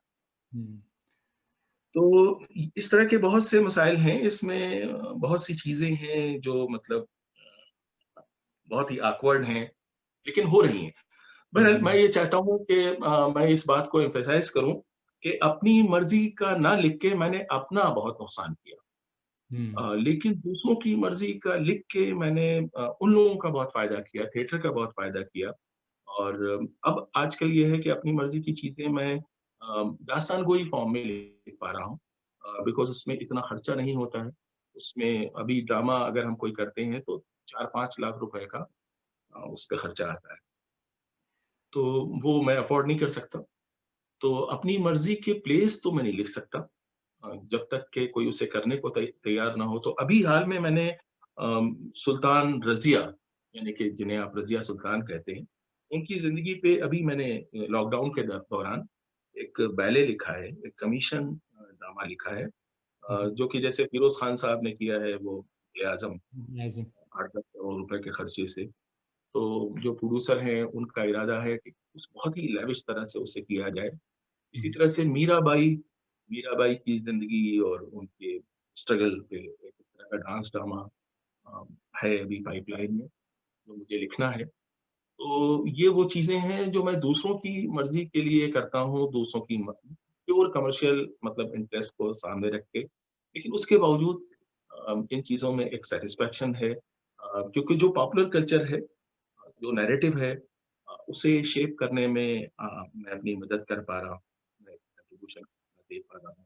ये बहुत सैटिस्फाइंग है और आप ये देखिए अगर आप एनालाइज़ करें कि नेशनल स्कूल ऑफ ड्रामा ने या जो भारतेंदु नाट्य अकादमी है या जो हम्म। इंस्टीट्यूशन मध्य प्रदेश का, ये सब वो इंस्टीट्यूशंस हैं या साहित्य कला परिषद है या संगीत नाटक अकादमी है, तो इन्हीं ने पूरे साल में कितने नए ड्रामे किए। तो क्या होता है वही पुराने स्क्रिप्ट्स हैं मोहन राकेश के स्क्रिप्ट ले लिए, हमने संस्कृत नाटक ले लिए, हमने शेक्सपियर ले लिया, हमने अब तो बर्नाड शा भी कोई नहीं करता, हम्म। मतलब वो भी आजकल नहीं हो पा रहे हैं। कोई कोई मीनिंगफुल ड्रामे नहीं हो पा रहे हैं, नए ड्रामे बिल्कुल नहीं हो पा रहे हैं। वजह ये है कि नए ड्रामे कोई लिखेगा क्यों? जब तक कोई स्टेज नहीं होंगे तो एक ज़माना था कि अलकाज़ी साहब की वजह से बहुत से बहुत ही खूबसूरत ड्रामे लिखे गए और उससे क्या हुआ कि ड्रामा लिखने की जो आर्ट है, उस पे भी काम हुआ। नए नाटककार सामने आए और उनकी वजह से एक पूरा माहौल बना, जो अभी नहीं मौजूद है। अच्छा साहब, दिल्ली से हमारी बहुत ही मोतबर फिक्शन राइटर निगार अजीम साहिबा शामिल हुई हैं। आदाब कह रही हैं आपको। वालेकुम अस्सलाम निगार साहिबा। शहनाज रहमत साहिबा कलकत्ते की मारूफ शायरा हैं, वो देख रही हैं, वो सलाम कह रही हैं। और एहसान ताबिश साहब कह रहे हैं, आदाब कह रहे हैं। काशिफ हाफिज साहब, फैज़ान हसन ज़ियाई, एहतशाम जमील हमारे भांजे हैं, कराची से देख रहे हैं और आदाब कह रहे हैं। मुश्ताक कादरी हमारे दोस्त हैं, दिल्ली यूनिवर्सिटी के प्रोफेसर हैं। मुश्ताक कादरी भाई देख रहे हैं, आदाब कह रहे हैं। लाहौर आपके हैदराबाद से हमारे दोस्त और छोटे भाई बहुत अच्छे जाहिदुल हक, प्रोफेसर जाहिदुल हक देख रहे हैं, आदाब कह रहे हैं। दोहा कतर से मोहम्मद शौकत अली देख रहे हैं। साकिब सुल्तान, मोहम्मद हाशिम मोहम्मद कलकत्ते से देख रहे हैं। दरख्शां इम्तियाज साहिबा कलकत्ते से देख रही हैं। और उस्मा एहसन, अच्छा उस्मा नाम देखकर मैं डर जाता हूँ। अस्मा दानिश देख रही हैं। मैंने पढ़ा था उस्मा दानिश, माफ़ कीजिएगा। तो वो देख रही हैं। बहुत बहुत आप सबों का बहुत बहुत शुक्रिया। और मोहम्मद एम के खान साहब देख रहे हैं। वजीहा शमताली, मैंने आपको कहा था मॉरिशस से भी लोग देख रहे हैं आपको। क्या बात है, वाह वाह वाह। और हाशिम मोहम्मद साहब देख रहे हैं। अतर खान हमारे बहुत से दोस्त हैं, टोरंटो से देख रहे हैं। और सफदर भाई कह रहे हैं कि what a perfect approach about the professional writing. और हमने भी बहुत कुछ सीखा सफदर भाई आज। तो अब से फ्री में कुछ नहीं मांगिएगा। और आसिम आसिम शहनवाज शिबली हमारे बड़े अच्छे दोस्त हैं, किंग ऑफ रुबाइयात। और आसिम देख रहे हैं कलकत्ते से, और इंतखाब शेख साहब देख रहे हैं सऊदी अरब से, और अनोखी मुस्कुराहट पर भी आपने कोई शॉर्ट जी, फिल्म बनाई थी। जी, सफदर जी, भाई पूछ रहे हैं, ये जी। क्या है साहब नहीं अनोखी एक्चुअली वो तो बहुत ही खूबसूरत कहानी है हम्म। और जब उसे पढ़ा था तब से वो ज़हन में है कि उस पे कुछ करना है। तो मैं दिल्ली में 3-4 थिएटर ग्रुप्स में कंट्रीब्यूट करता हूँ, जैसे कि सईद आलम साहब का जो हीरोज़ ग्रुप है ये और तारिक साहब का है, तारिक हमीद है, हम्म, विंग्स कल्चरल सोसाइटी। इस तरह से 3-4 ये ग्रुप्स हैं जो बहुत रेगुलर थिएटर करते हैं। तो मैं उनका ऑलमोस्ट इन हाउस राइटर हूँ अच्छा, कि जब उन्हें कोई ज़रूरत होती है, जरूरत होती कहते है हैं जी। जैसे सईद आलम साहब की वजह से सर इकबाल नाम का ड्रामा मुमकिन हो पाया। मैंने हमेशा अच्छा, सोचा था कि अल्लामा इकबाल की ज़िंदगी पे कोई ड्रामा नहीं हुआ, होना चाहिए और बहुत हम्म, मुश्किल सब्जेक्ट बिल्कुल। क्योंकि उनकी शायरी हम पढ़ते थे, ज़िंदगी नज़र नहीं आती थी। हम्म, तो उन्होंने फिर कहा और वो ड्रामा हो गया। तो इसी तरह से ये जो अभी आपने कहा अनोखी मुस्कुराहट, ये देखिए कितनी मिस्टीरियस कहानी है, कितनी डीप कहानी है और इस पे बहुत ही खूबसूरत फ़िल्म बन सकती है। बहुत सैड, उदास, बहुत ही हम्म, अलग रंग की। तो एक ज़माने से ज़हन में था कि इसे कैसे किया जाए, इसे स्टेज पे किया जाए। तो वही मसला होता है कि ऐसे सब्जेक्ट्स जो होते हैं, उनके लिए डायरेक्टर्स नहीं मिल पाते। तो तारिक हमीद जो हैं उन्होंने दिलचस्पी ली और फिर ये कहानी के लिए हमको इजाज़त भी चाहिए थी। तो मैं जानता नहीं था उनके जो भी वर्षा हैं, तो इस वज़ह से बहुत दिन तक नहीं हो पाया।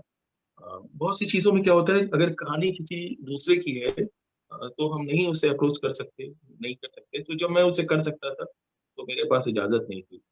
तो फिर मैंने उनसे तारिक हमीद साहब से कहा कि भई आप बिना इजाज़त आप इसे नहीं कीजिएगा। फिर उन्होंने इजाज़त हासिल की और उसे कर पाए।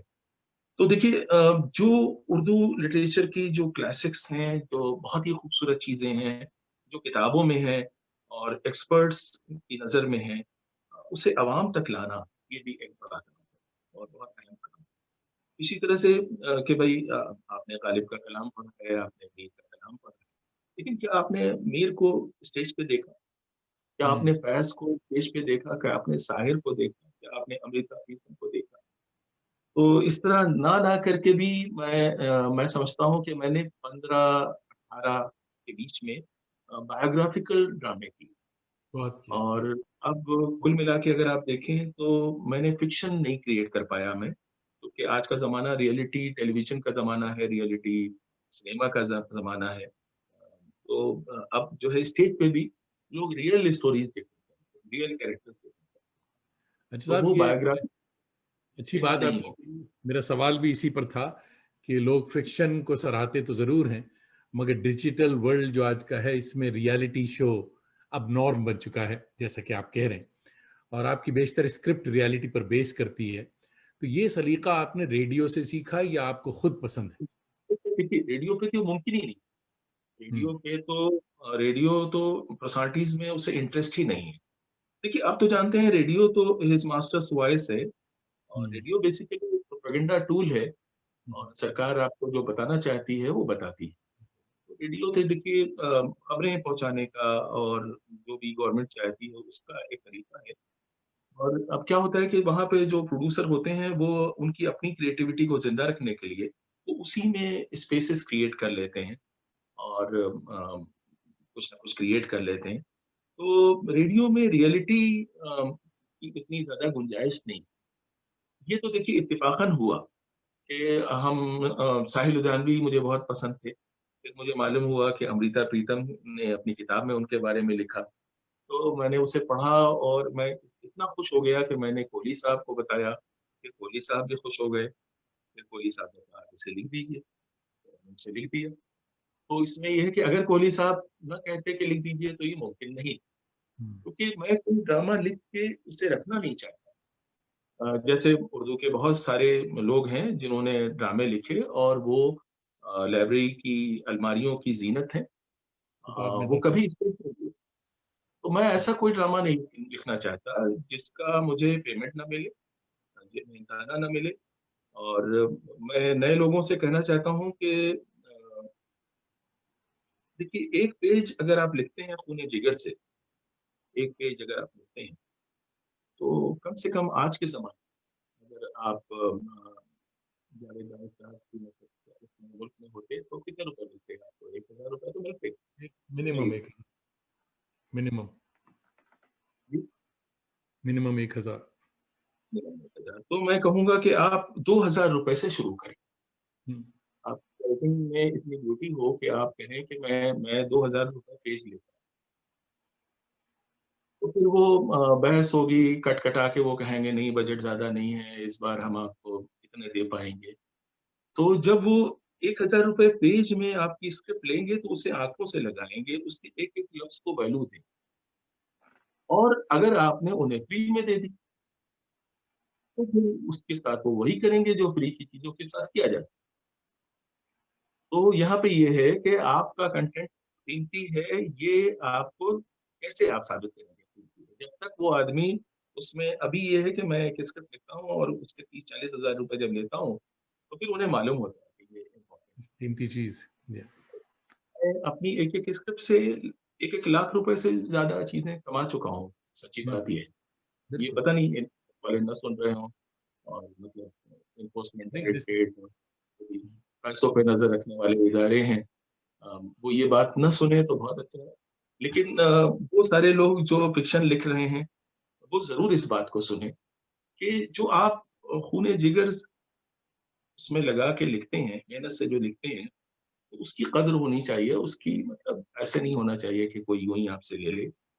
जी, तो मैं भूल गया कि आपने आपका सवाल क्या था? प्लीज़ याद दिलाइए आपने पूछा? इससे पहले मैं दोस्तों को ये बताना चाह रहा हूँ कि मेरे भाई बहुत अच्छे और बहुत we are having a very deep discussion.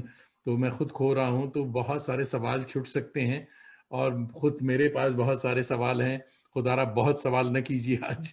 तो दानिश इकबाल भाई भी बहुत बुरी तरह डूब करके बातचीत कर रहे हैं। तो आप सबों के सवालात सर आंखों पर। और किबला दानिश इकबाल साहिब इन सवालात के जवाब बाद में भी फेसबुक पर आकर देंगे।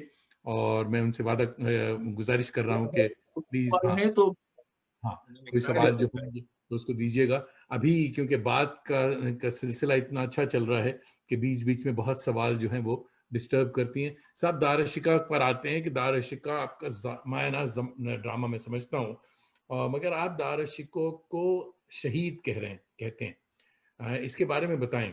और साथ ही एस एम सत्तू साहब, it's a dream come true कि कोई सत्तू साहब के साथ काम करे, तो उनकी कुछ बातें बताएं।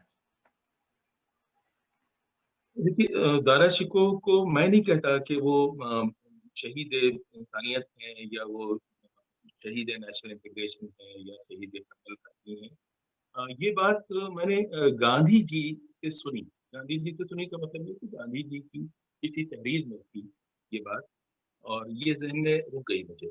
और उसके बाद मैंने सोचा कि इतना अहम आदमी और देखिए हम अनारकली पे ड्रामा देखते हैं, अकबर पे, सलीम पे, शाहजहाँ पे और यहाँ तक कि औरंगज़ेब तक पे ड्रामा लिखा जा चुका था। और मुझे लगा कि इतना अहम आदमी और उसको ड्रामे का सब्जेक्ट नहीं बनाया गया। जबकि नॉवेल्स मौजूद हैं। श्यामल गंगोपाध्याय साहब का बंगाली का मरियम ऑफिस मैं समझता हूँ, इतनी मेहनत के साथ किसी ने जो है किसी कैरेक्टर के ऊपर इतनी रिसर्च के साथ इतना खूबसूरत नॉवेल नहीं लिखा होगा। मुझे अफ़सोस है कि मुझे बंगाली नहीं आती, लेकिन मैंने किसी तरह से उनके 2 वॉल्यूम जो हैं, वो जब मैं अपना ड्रामा लिख रहा था, तो रिसर्च के तौर पे मैंने पढ़े। तो दारा शिकोह लिखने के लिए मैंने कम से कम 30 या 40 किताबें पलटी होंगी, कुछ पूरी-पूरी पढ़ी, कुछ मैंने आधी पढ़ी, कुछ से सिर्फ़ नोट्स बनाए। तो अब मुझे ये था कि इस ड्रामे को मैं किस तरह से पेश करूँ? तो अगर आपने वो ड्रामा देखा है तो आपको मालूम है कि मैंने उसे एक सूफ़ी ट्रीटमेंट दिया। यानी कि ड्रामा खानक़ाह में शुरू होता है हम्म, और खानक़ाह में ही ख़त्म हो जाता है। वाह। और एक सूफ़ी पर्सपेक्टिव के साथ वो उसका कैरेक्टर जो है आता है। और ज़ाहिर-सी बात है देखिए कि वो अकेला इंसान है दारा शिकोह जिसने कम्युनल हार्मनी के लिए अपनी जान दे दी। हम्म, उसके बाद दूसरे इंसान गांधी जी, गणेश शंकर विद्यार्थी। बाद में तो बहुत से ऐसे लोग आते हैं और हो सकता है कि हम अब भी हों जो इसी सब्जेक्ट पे कभी हमें जानने नहीं थे। लेकिन वो पहला इंसान था जिसने अपने उसूलों के लिए न सिर्फ अपनी गद्दी की कुर्बानी दी बल्कि अपनी जान की भी कुर्बानी दी। तो इतने बड़े इंसान को ट्रिब्यूट दिया जाना चाहिए था, वो हमने दिया। और सतीव हाँ, साहब तो आप जानते हैं, सतीव साहब एक मार्क्सिस्ट आदमी हैं। और उनको तो ना तो उनको सूफीज़्म में दिलचस्पी है, ना उनको मज़हब में दिलचस्पी है। लेकिन ये बहुत खूबसूरत बात है कि उन्होंने उसके बावजूद इसमें इंटरेस्ट लिया क्योंकि उनकी वजह से वो उसका आर्ट वर्क और प्रेज़ेंटेशन और उसका जो विजुअल स्प्लेंडर है, वो आ पाया। और उन्होंने बहुत मेहनत की, उन्होंने स्केचेस बनाए। हर कैरेक्टर का उन्होंने पेंसिल से स्केच बनाया। उसके कपड़े कैसे होंगे, उसकी दाढ़ी कैसी होगी, उसका हेडगियर कैसा होगा। हम मज़ाक में कहते थे कि दारा शिकोह के जूते जो हैं वो ₹60,000 के, क्योंकि उसके अंदर 40 कैरेक्टर्स थे और ज़ाहिर-सी बात है वो स्पोर्ट्स शूज़ पहन के तो स्टेज पे आ नहीं सकते। हम्म, तो दारा शिकोह के प्रोडक्शन के जो जूते हैं वो ₹60,000 के थे। ओह, उनपे आप सोचें कि बॉम्बे से जो फ़िल्मों के लिए विग्स बनाते हैं, दाढ़ियाँ बनाते हैं, पगड़ियाँ बनाते हैं, उनसे बनवाया गया। काफ़ी मेहनत की और कोहली साहब मुबारकबाद के मुस्तहिक हैं कि उन्होंने पैसा पानी की तरह बहाया। ये बहुत ही खूबसूरत ड्रामा किया और ये जो है अपना अमृता ए सबलाइन लव स्टोरी वो भी उन्होंने किया। हम्म, फैज़ का जो ड्रामा था कुछ इश्क किया कुछ काम। काम हम किया। फैज़ को हमने फैज़ को कभी स्टेज पे नहीं देखा था। फैज़ को कभी यंग भी नहीं देखा। हम्म, तो यंग फैज़ कैसे रहे? ये सवाल था और उस सवाल का जवाब है कुछ इश्क किया। कुछ साहिल लुधियानवी जब वो लिख रहे थे ताजमहल तो वो कहते थे क्या दौर रहा हो। ये अगर आपके ज़हन में है तो आप साहिल देखें। वाह, किचन क्या थी। तो अल्लामा इकबाल से लेके साहिल से लेके फैज़ से लेके दारा शिकोह, अमृता प्रीतम ये सब मैं समझता हूँ कि ये सब स्टेज बायोग्राफ़ी और ये एक इम्पोर्टेंट काम है और रफ़ी साहब की मदद से ये जर्नी शुरू हुई थी लेकिन बाद में बहुत से दूसरे लोगों के साथ मैंने काम किया और अभी भी कर रहा हूँ। नए लोग आते जा रहे हैं। लेकिन ज़ाहिर-सी बात है मैं काश मुझे अल कादी साहब इब्राहिम कादी साहब जैसा कोई डायरेक्टर मिला होता या उन जिस तरह से वो अपने राइटर्स को एनकरेज करते थे, मदद करते थे, उनका सहारा बनते थे और उसके बाद वो क्लासिक्स बन पाती थी, वो चीज़ें। तो मैं इस मामले में बहुत ज़्यादा खुशकिस्मत नहीं हूँ कि अभी तक मुझे कोई डायरेक्टर इंस्पायर नहीं कर पाया। तो जो भी डायरेक्टर होते हैं तो मुझे लगता है कि मैंने जितना लिख दिया बस उतना हो गया। मैं चाहता हूँ वो कहें कि नहीं इसे हटा दीजिए, नहीं इसमें ये लाइए ताकि एक अगर मेरी स्क्रिप्ट जो है वो 40% है तो उनकी मदद से वो 100% हो सके, फिर एक्टर्स की मदद से वो 200% हो सके, म्यूजिशियंस की मदद से वो 300% हो सके, फिर डांसर्स की वजह से। तो एक्चुअली ड्रामा जो है वो राइटर से शुरू होता है। लेकिन वो जो म्यूज़िक देख रहा होता है, जो लाइट देख रहा होता है, जो कॉस्ट्यूम देख रहा होता है, उसकी वज़ह से उसमें लेयर्स आती रहती हैं और तब जाके वो एक मास्टरपीस बनता है। प्रोडक्ट तैयार होता कि हम फ़िल्म देखते हैं, हमें ये नहीं मालूम कि इसमें कम से कम 25-30 इंडस्ट्रीज़ का कल्मिनेशन है, तब वो है। फ़िल्म फिल्म तैयार होती है। इस तरह से हम्म, ड्रामे में कम से कम अगर 11-12 आर्ट फॉर्म्स का उसके अंदर समावेश नहीं हुआ, तो फिर वो ड्रामा कुछ भी नहीं। तो ये जो चीज़ है, ये मैं चाहता हूँ कि जो उर्दू के लिखने वाले हैं, हिंदी के लिखने वाले हैं, वो इस बात को समझें कि अगर आपको म्यूज़िक में इंटरेस्ट नहीं है, अगर आपको डांस में इंटरेस्ट नहीं है, अगर आपको आर्ट्स में दिलचस्पी नहीं है, अगर आपको एक्टिंग में दिलचस्पी नहीं है, तो फिर आप और आपको आपको आपको हालात-ए-हाज़िरा में, कंटेम्परेरी लाइफ़ में, आपको फ़लसफ़े में, आपको रिलिजन में, अगर आपको बहुत गहरी दिलचस्पी नहीं है, तो आप वो कंटेंट नहीं क्रिएट कर पाएँगे जो बुनियादी सवाल है। वो बुनियादी सवालों के जवाबात के लिए आपको मजबूर कर सके और आपको तहरीक दे सके, आपको स्टिमुलेट हम्म। दोबारा अच्छा, मैं भूल चुका हूँ कि सवाल क्या था? सवाल से पहले सफदर इमाम कादरी साहब ने कमेंट किया है आपके लिए कि लफ्जों की कीमत राइटर्स को तलब करनी चाहिए। बिल्कुल दुरुस्त कहा है दानिश इकबाल साहब ने। तो आपकी बात को उस पे मुहर लगा रहे हैं और मुझे भी ये याद दिला रहे हैं कि अब मैं मुझे उन्हीं की तरफ से एक नए ड्रामे की ऑफर आएगी और मुझे कम से कम 1 लाख रुपए उसके मिलेंगे। बिल्कुल नहीं, उससे पहले मुझे भी कुछ करवा लेनी दीजिए। मेरा हक ज्यादा बनता है। समझे सफदर भाई, आजकल मेरी एक किताब पे काम कर रहे हैं, तो उसकी भी कुछ कीमत मिलनी चाहिए। तो बात हमारे एक दोस्त हैं कलकत्ते के, यंग प्रोफेसर हैं या अभी लेक्चरर हैं, मुझे नहीं पता, मगर शकील हबीब, वेरी प्रॉमिसिंग पर्सन। जावेद, जानता हूँ उन्होंने अपने सरदार जाफरी साहब के ड्रामों को जो है कंपाइल किया है। तो इनका सवाल है कि दाई साहब हमेशा कहते हैं कि लोग इनसे पैसे देकर ड्रामा लिखवा लेते हैं, तो फिर वो अपने मन की बात कब करेंगे? अपने मन की बात तो नहीं कर पाएंगे जब तक, देखिए अपने मन की बात करने का ये है कि मुझे खुद डायरेक्ट करना पड़ेगा। और मैं पहले अर्ज कर चुका हूँ कि एक अच्छा ड्रामा 5-6 लाख रुपए से कम में नहीं है। तो हम्म। अब ये है कि ये एक बहुत ज्यादा अजीब बात है कि मुसलमानों के साथ एक ट्रेजेडी है, हम्म। जो मैं चाहता हूँ कि हमारे जो इस वक्त हिंदू हजरात, हिंदू भाई बहन यहाँ पे मौजूद हैं, वो देखें कि क्या ट्रेजेडी है हम लोगों के साथ, कि हमारा दूसरा जन्म नहीं होता। एक ही जन्म में मतलब हम लोग निपट जाते हैं। तो ये, ये वरना बात बड़ी। अगर अगर मेरा नाम दिनेश अग्रवाल होता तो मैं शकील साहब से कहता कि ये मैं कर लूंगा। अब मेरा जन्म होना नहीं है। तो शकील साहब, मैंने आपकी बात का जवाब दिया कि मन की बात जो है वो सिर्फ वजीर आजम को शोभा देती है, वही कर सकते हैं।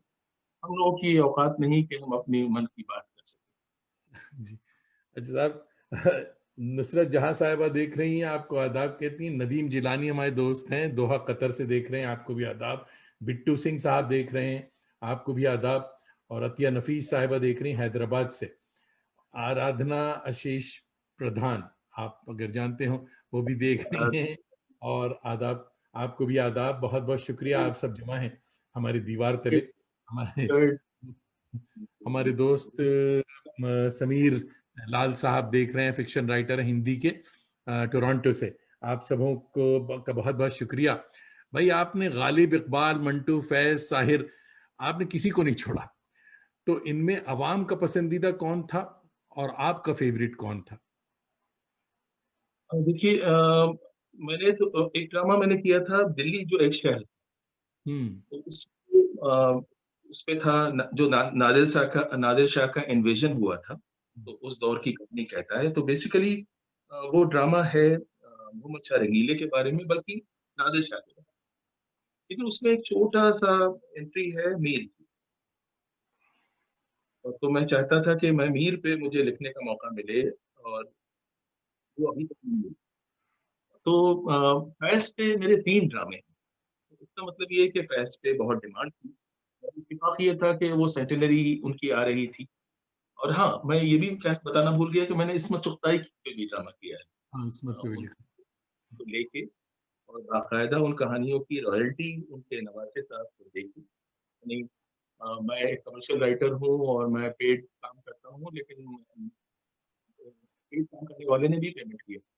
और वाह। फिर उनकी कुछ कहानियां लेके उनको एज ए करेक्टर हमने स्टेज पे पेश किया। और तो इसमें ये है, देखिए अहम बात ये है कि गालिब पे मैंने 2 ड्रामे लिखे, और लेकिन उनका बहुत स्टिफ कंपटीशन है दूसरे ड्रामों से जो गालिब पे किए जा रहे हैं। तो गालिब के ड्रामा मुझे बहुत पसंद था, लेकिन उसे इतनी कामयाबी नहीं मिल पाई क्योंकि काफी बहुत से ड्रामे हो रहे हैं और हो चुके हैं। तो फैज़ को बहुत लोग पसंद करते थे। साहिर का ड्रामा जितनी बार मैंने किया, तो उसे 1 आध लाख रुपए की स्पॉन्सरशिप मिल जाती थी। क्योंकि वो ड्रामा बहुत पसंद इसलिए किया जाता था कि उसके अंदर उनके गानों की क्लिपिंग्स थी। तो हमने गानों से नैरेटिव बनाया। हुँ, यानी वो कुछ सोच रहे हैं तो उन्हीं के गाने की आवाज़ आ रही है। वो डायलॉग बोल रहे हैं तो उन्हीं के गाने की लाइन से हमने उसे क्रिएट किया। तो एक एक बहुत ही खूबसूरत एक माहौल बन गया था। तो आप समझें कि उनके गानों में जो उनकी गानों की जो मकबूलियत है, उसका पूरा फ़ायदा उठाया गया था। लेकिन इश्यू इसमें रॉयल्टी का था कि जो म्यूज़िक कंपनी है वो एक गाने के माँगती है ₹20,000 और उसमें 30 गाने थे तो आप 20 को 30 से मल्टीप्लाई कीजिए। तो जो म्यूज़िक कंपनी थी उसके मिस्टर सिक का इंचार्ज थे, तो हमने उनसे कहा कि देखिए साहब ये तो हमने अभी लिखा है और इसके टिकट अभी बिकना भी नहीं शुरू हुए हैं और हम लोग टिकट सारे बेच लेंगे तो ₹40,000 तो मिलेंगे। तो आप बताएँ कि हम आपको क्या पेश करें? तो उन्होंने कहा कि आप हमको 2 टिकट दे दें ताकि हम देखने आ सकें। तो वाह! ही वाज़ काइंड इनफ कि उन्होंने हमसे कोई पेमेंट नहीं लिया। तो मैं समझता हूँ कि मकबूलियत के हिसाब से वो ड्रामा बहुत पसंद किया जाता है। लेकिन उसमें ये हुआ कि वो कई कई बार क्या होता है कि ड्रामे की कामयाबी ड्रामे की नाकामी बन जाती है।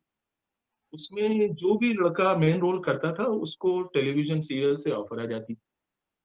तो हमारा जो हीरो था, जो साहिर जी, था वो अगले सीरियल में महाराजा रणजीत सिंह हो गया। फिर हमारा जो नेक्स्ट हीरो था वो एक टेलीविज़न सीरियल में विलेन हो गया। तो उस ड्रामे की कामयाबी उसकी नाकामी बन गई और दूसरा मसला ये था कि उसकी डायरेक्टर इंग्लैंड की थी, उनका नाम था प्रमिला लाहन। वो इंग्लैंड हुँ, से आई थी, वो इंग्लैंड चली गईं और नतीजे में हम उन्हें धोखा नहीं दे सकते थे, उनकी स्क्रिप्ट किसी और को नहीं दे सकते थे। तो मैंने आपकी बात का जवाब ये दिया कि साहिर लुधियानवी की ज़िंदगी पे जो ज़बरदस्त। ड्रामा सबसे ज़्यादा पब्लिक पसंद करती थी और मैं फैज़ के ड्रामे बहुत पसंद करता हूँ। 3 ड्रामे हैं मेरे फैज़ के जो मुझे बहुत पसंद हैं। और सबसे ज़्यादा मुझे गालिब का ड्रामा पसंद था जो कि बहुत कामयाब नहीं हो सका, बहुत ज़्यादा उसके शोज़ नहीं हुए। हमारे हमने कहा भी था मगर हमारे दोस्तों ने तहैया किया हुआ कि मुझे सवाल करने नहीं देंगे आज। तो सफदर भाई फरमा रहे हैं कि मीर पर ड्रामा आप ज़रूर लिखिए और उनकी लाइफ में बहुत बिल्कुल, सारे ड्रामा एलिमेंट्स मौजूद हैं। सफदर इमाम कादरी लेकिन कह रहे हैं मीर पे, हाँ, ड्रामा ज़रूर आप हाँ, लिख। अरे! हाँ, मीर मीर तो लेकिन मुझे कहीं से अगर आपकी दुआओं में असर होता हो तो दुआ कीजिए कि कोई अच्छा डायरेक्टर मिले हुँ, जो उस सब्जेक्ट के साथ इंसाफ़ कर सके। माफ़ कर सके। तो मैं बहुत शिद्दत के साथ चाहता हूँ कि मैं मीर पे बहुत ही खूबसूरत ड्रामा करूँ। ऐसा ड्रामा करूँ कि मीर जो है हमारी निगाहों के सामने आ जाए। वाह! लेकिन हमको कोई अच्छा डायरेक्टर मिल नहीं पा रहा है अभी। तो हमसे फ़रमाइश करें और ये ड्रामा मुमकिन हो सके। इंशाअल्लाह। अच्छा साहब, हमारे भाई और बहुत अच्छे दोस्त अली शाफ़िक़ किदवाई साहब, प्रोफ़ेसर शाफ़िक़ किदवाई विराजमान हैं और शाफ़िक़ भाई कह रहे हैं कि Dara Shikoh is reckoned as the first and last intellectual Mughal prince, but I am afraid this image has not come to the fore yet. His engagement with Sufism is discussed widely. How Danish Iqbal view it? Conversation looks very engaging. शुक्रिया भाई। जी हुजूर, इनका भी जवाब दे दिए। मैं शाफ़िज़ साहब की बात में एक छोटा-सा पॉइंट ऐड करना चाहूँगा कि जब मैंने ये ड्रामा लिखा तो मैं कश्मीर में था और जब मैं लिख रहा था तो बाहर से मुझे आवाज़ें आती थी उसकी रॉकेट लॉन्चर की या मशीन गन की या हम्म, मतलब इसकी AK-47 की और आप सोचिए मैं इतने वायलेंट एनवायरनमेंट में था कि मैं उन आवाज़ों से उन गन्स को पहचानता था ओहो, और वहाँ रह के मैंने वो ड्रामा लिखा। अनीस जंग साहिबा जो उसकी एडिटर थीं किसी ज़माने में टाइम्स की हम्म, न्यू टाइम्स की थी जब हुआ था। तो तब मैं उनकी इज़्ज़त करता था। उन्होंने अकेली वो लेडी हैं जिन्होंने वो ड्रामा देखा और मुझसे कहा कि मैं इस पे लिखना चाहती हूँ, कि एक आदमी इतने वायलेंट माहौल में रह के दारा शिकोह जैसे सब्जेक्ट के ऊपर ड्रामा लिख रहा है। हम्म, तो मैंने उनसे कहा कि दारा शिकोह खुद कंधार की लड़ाई में गया हुआ था और बाहर जो है तोपें चल रही थी, तो अंदर वो मजमल बहरैन जो है लिख रहा वाह, वंडरफुल। है। ज़िंदगी कि वो हमेशा फौजियों के बीच में रह के वो तसव्वुफ़ और मोहब्बत और वो उसकी बातें करते थे। खैर भक्तवर्गीय। कहना ये था कि जब ये ड्रामा स्टेज हुआ तो वो दौर जो है अटल बिहारी वाजपेयी की हुकूमत का दौर था। और ड्रामा हुआ उसके बाद फिर हुकूमत बदली और ड्रामा होता रहा और बहुत पसंद किया जाता रहा। अभी हाल के दिनों में जब औरंगज़ेब रोड का नाम जो है चेंज किया। तो मुझे लगा कि उसका नाम जो है औरंगज़ेब रोड का अब दारा शिकोह रोड हो जाएगा और मेरा ड्रामा हिंदुस्तान का सबसे पॉपुलर ड्रामा हो जाएगा। तो ये जो नए लोग आए हैं ये हमारे से ज़्यादा उनको पसंद होगा तो दारा शिकोह बन जाती है। लेकिन मुझे अभी भी किसी दावत का इंतज़ार है, किसी इनवाइट का इंतज़ार है कि आइए और उस आदमी पे ड्रामा कीजिए जिसने हिंदू हेरिटेज और हिंदू माइथोलॉजी और हिंदू स्क्रिप्चर्स की मोहब्बत और उस मोहब्बत के जुनून में न सिर्फ अपनी राजपाट की कुर्बानी दे दी बल्कि अपनी जिंदगी की कुर्बानी जिंदगी। दी। अफसोस अफसोस कि ऐसा बिल्कुल नहीं हो पा रहा है। लेकिन शाफिक अदवाई साहब बहुत इन्फ्लुएंशियल इंसान हैं और हम्म, उन्होंने ये बात जो भी कही है अंग्रेजी में कही है और चूंकि हम्म, अंग्रेजी में कही है ये जरूर लोगों की भी समझ में आ गई होगी। मुझे लगता है कि शाफिक अदवाई साहब की मदद से ये जरूर मुमकिन हो पाएगा। वाह। जी। गांधी जी पर भी आपने ड्रामे लिखे हैं और उनके जो थ्री मंकीज हैं जी। उसको आपने सतवंत, गोडसे और कसाब के कैरेक्टर में बदल दिया, तो उसकी क्या कहानी? नहीं नहीं नहीं मैं असल में क्या है देखिए मैं उसे बदलना चाहता था। गांधी जी पे ड्रामा मैं चाहता था कि मैं लिखूं लेकिन उसे कोई करने को तैयार नहीं है। गांधी जी की जो अफादियत है वो तो अपनी जगह है, गांधी जी की अहमियत जो हमारे दिलों में है वो अपनी जगह है, गांधी जी की अहमियत जो किताबों में है वो अपनी जगह है। लेकिन तो इस वक्त मैंने बीच में ये भी सोचा कि मैं मदन मोहन मालवीय पे एक ड्रामा लिखूं, मैं निराला पे एक ड्रामा लिखूं। लेकिन अफसोस ये है कि लोग उसे भी करने को तैयार नहीं हैं। सिवाय नफ़रत के किसी चीज़ की कोई जगह मतलब नज़र जिंदगी। नहीं आती। मदन मोहन मालवीय जो है, वो क्या ज़बरदस्त इंसान थे, मैंने पूरी रिसर्च की और मैं चाहता था कि मैं एक ड्रामा शख्सियत पे करूँ और फिर दूसरा जो है, मैं मदन मोहन मालवीय पे करूँ और मैसेज ये जाए कि दोनों ने अपनी हिंदुस्तान की जो आबादी है उसकी एजुकेशन के लिए, उसको आगे बढ़ाने के लिए, आगे ले जाने के लिए इतना अहम और इतना बुनियादी नौयत का काम किया, मगर ये नहीं हो पाया। तो हम्म, ये एक मैंने एक डिज़ाइन बनाया था कि ये लोग मर के ऊपर जा चुके हैं। दुनिया के बिगेस्ट विलेन जो हैं, वो ऊपर जा चुके हैं और ये जो आपने कहा, जिन कैरेक्टर्स का आपने नाम लिया, अब ये स्टेज पे हैं और ये एक-दूसरे से क्या बात करते हैं। ये मैं बहुत से लोगों को ये तजवीज़ दे चुका हूँ, लेकिन किसी की हिम्मत नहीं है कि वो गोडसे को विलेन कह सके। हम्म। अच्छा था। मगरिब में हमारे वेस्ट में जो मोरालिटीज प्लेज रहे हैं या आजकल के हमारे यहाँ क्या है, कनाडा में भी साइको प्लेस का बड़ा वो है, नफ्सियाती इलाज और अवेयरनेस का इससे बड़ा काम लिया जा रहा है। तो क्या मशरिक में यानी इंडिया में यहाँ ऐसा कुछ है या इसकी शुरुआत हुई? तो क्या है देखिए, आप तो जानते हैं कि रोमानिया में और बाद में भी फाइट के बाद साइको ड्रामा एक एक डिवाइस के तौर पे, एक इलाज के तौर पे जैसे अल्कोहलिक एनोनिमस ऑर्गेनाइजेशन है, तो हम्म, उसमें वो सारे लोग जो अल्कोहलिक हैं और स्ट्रगल कर रहे हैं अपने एडिक्शन से या नार्कोटिक एडिक्शन से स्ट्रगल कर रहे हैं, वो जमा होते हैं और फिर वो एक दूसरे के साथ एक्सपीरियंस शेयर करते हैं और ताकत देते हैं। इस बात से इंस्पिरेशन लेते हैं कि लोगों ने उसे छोड़ा और ये मुमकिन है। तो साइको ड्रामा एक बहुत इम्पोर्टेंट फॉर्मेट है। मैंने एक ड्रामा लिखने की कोशिश की थी। लिखने की क्या मतलब आइडिया बेचने की कोशिश की थी जिसमें जो पैट्रियार्की है और औरतों को जिस तरह के मसाइल का मर्दों की वजह से सामना करना पड़ता है, मर्दों के बनाए हुए महफूजों की वजह से सामना करना पड़ता है। तो ड्रामा ये था कि एक साइको ड्रामा हो रहा है और उसमें एक औरत है और वो अपने एक्सपीरियंसेस बताती है और वो बहुत लिबरेटेड औरत है। और ये सारे लोग बाकी जो औरतें बता रही हैं वो अपने सच्चे एक्सपीरियंसेस बता रही हैं और वो सबको नेगेट कर रही है। और बाद में पता चलता है कि ये उसका इमेजिनेशन वाह! जो हम देखते हैं। तो ये ड्रामा मैंने वीमेंस डे पे जो है एक एनजीओ को जो है उसको बेचने की कोशिश की। तो वो नहीं हो पाया, मुमकिन नहीं हो पाया। फिर वो सारा शगुफ्ता की ज़िंदगी पे जो मेरा ड्रामा है, फिर मैंने उसे लिखा एक एनजीओ के लिए, औरतों की फील्ड में जो काम करती है। फिर उन्हें लगा कि इसमें ज़्यादा ही फेमिनिज़्म हो गया है, इन मर्दों के ज़्यादा ही खिलाफ हो गई है इससे। और उन्हें लगा कि साहिरा गुप्ता सचमुच की कोई औरत नहीं थी।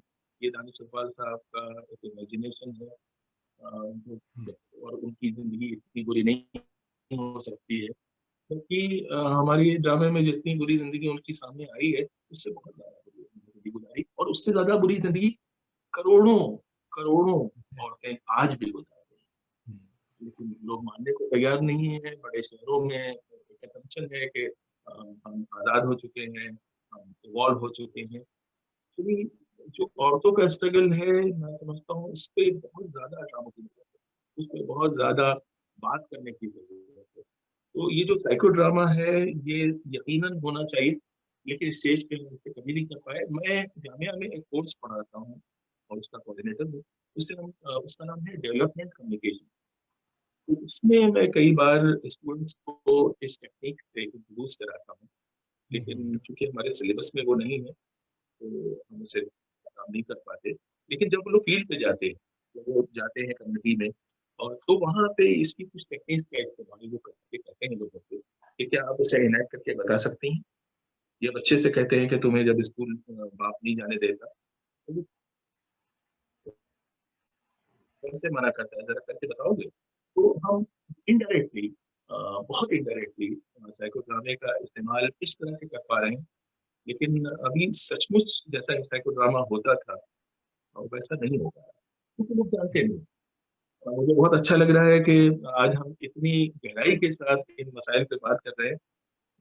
एक्चुअली एक एक बड़ा मसला ये है कि आज के सारे क्रिएटिव लोग बहुत ज़्यादा तन्हाई का शिकार हैं। हुँ। तो उनको क्वालिटी के लोगों के साथ करने का भी मौका नहीं मिलता। तो इस वक़्त जिस तरह की बातें आप कर रहे हैं, ये 5-7 साल के बाद जो इस तरह की बातें सुन रहा हूँ, बड़ा अच्छा लगा।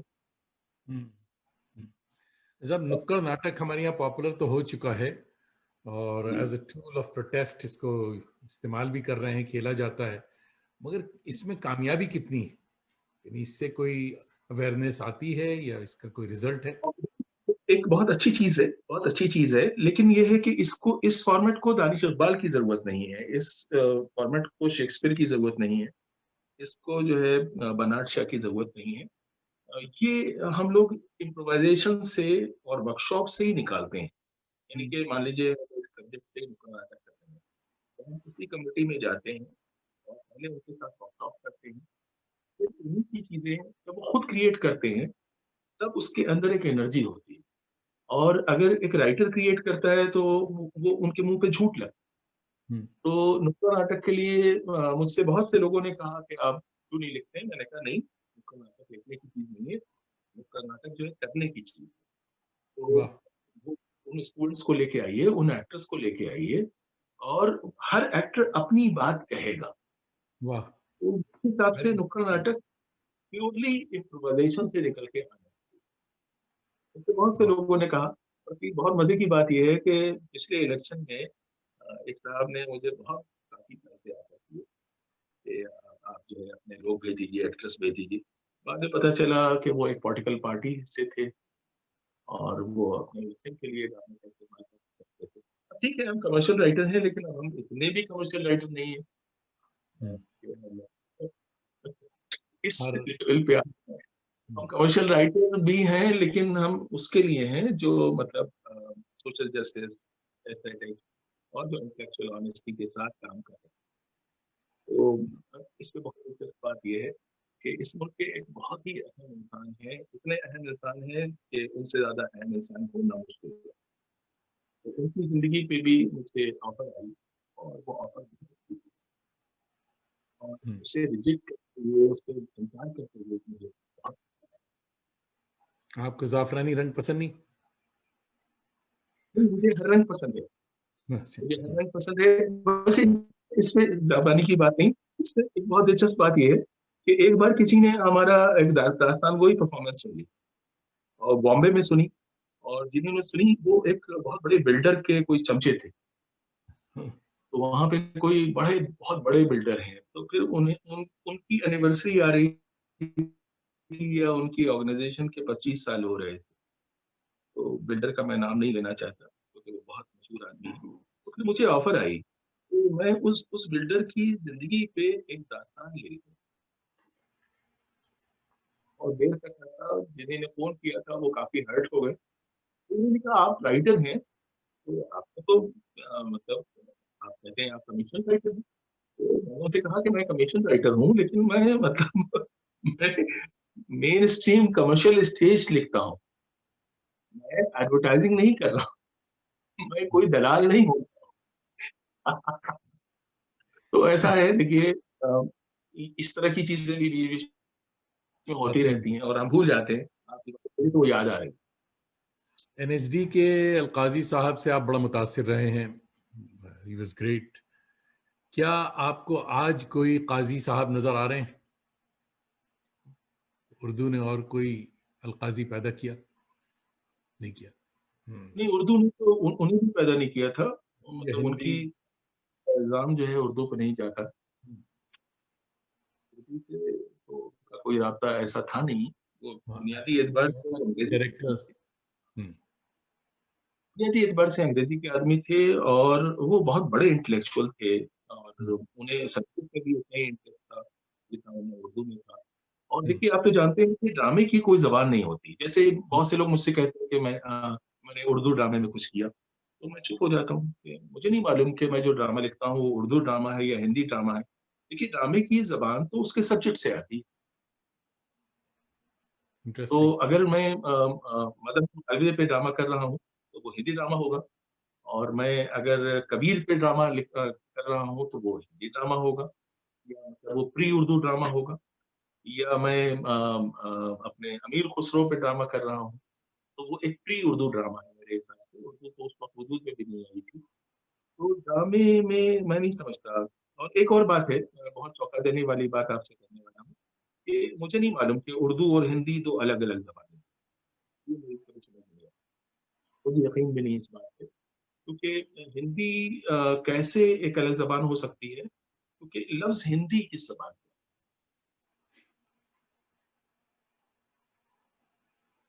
तो पूरी की पूरी हिंदी उर्दू है, और पूरी की पूरी उर्दू हिंदी है। ये एक बेवजह की डिवाइड जो है लोगों ने पॉलिटिकल रीज़न से पता नहीं कैसे क्रिएट कर ली है, हुँ, और उसका सबूत ये है कि क्या इन दोनों ज़बानों के बीच में क्या तर्जुमा मुमकिन है? हुँ, हुँ।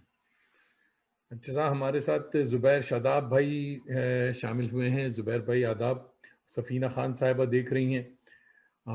उनको भी आदाब। बहुत-बहुत शुक्रिया आप लोगों का। आपने क्या गंगा जमनी तहज़ीब की डूबती नब्ज़ को सँभालने के लिए आपने दास्तान महाभारत लिखी?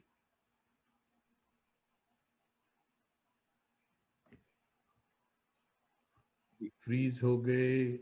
अ, जी, ये एक बहुत आपको मेरी आवाज़ आ रही है? साफ आवाज़ आ आ रही है? आ रही है, आ लग रही रहा है। है बीच में शायद डेटा आपका थोड़ा-सा फ्रीज़ हो रहा था मगर ठीक है। मेरी आवाज़ साफ आपको सुनाई जी हाँ, जी हाँ। देती है? हाँ, देखिए, आप कह सकते हैं, देखिए इस वक़्त जो हिंदुस्तान में जो सिचुएशन है, हिंदुस्तान में क्या पूरे साउथ एशिया में जो सिचुएशन है, वो बहुत वीक है। अब देखिए, बांग्लादेश में भी लोग स्ट्रगल कर रहे हैं, पाकिस्तान में भी एक तरह का स्ट्रगल है, और म्यांमार में तो बहुत ही बुरे हालात हैं, और खुद हम लोग जो है बहुत से चैलेंजेस का सामना कर रहे हैं। अब इन चैलेंजेस के मुकाबले में हमारा रिएक्शन क्या होना चाहिए? क्या हम डिप्रेस हो जाएँ? क्या हम डिप्रेशन में मर जाएँ? या हम कुछ करने की कोशिश करें? तो देखिए, मैंने बचपन से सुना था कि एक ज़माना था कि रामलीला उर्दू में होती थी। हुँ, ये मैं सुनता आ रहा हूँ। मैंने कभी उसे देखा नहीं। तो मैंने सोचा ये कब सुनता रहूँ। मतलब एक मुझे लोग बताते हैं कि वो आसिफ-उद-दौला के ज़माने में हुई थी, वो नवाब फलाने के ज़माने में हुई थी, महाराजा केशव प्रसाद जो है बहुत पैसे वाले आदमी थे, तो उन्हीं ने कर दी थी। तो ये मैं सुनता ही आया लेकिन मैंने कभी देखा नहीं स्टेज पे। तो मुझे इस बात का फ़ख्र हासिल है कि पिछले साल इसी सीज़न बल्कि आज ही के दिन हम कहीं वाह! दास्तान-ए राम का स्टेज शो कर रहे थे और मुझे बहुत खुशी है कि मैंने दास्तान-ए राम को मैं ये तो नहीं कहूँगा कि मैंने लिखा, मेरी क्या औकात है। भई जो भी लिखा वो वाल्मीकि ने लिखा और उसके बाद तुलसीदास ने लिखा और जब तुलसीदास ने लिखा तो सारे लोग नाराज़ हो गए, कि वो कैसे लिख सकते हैं? क्योंकि गई गुज़री ज़बान में, अवधी में वो कैसे लिख रहे हैं?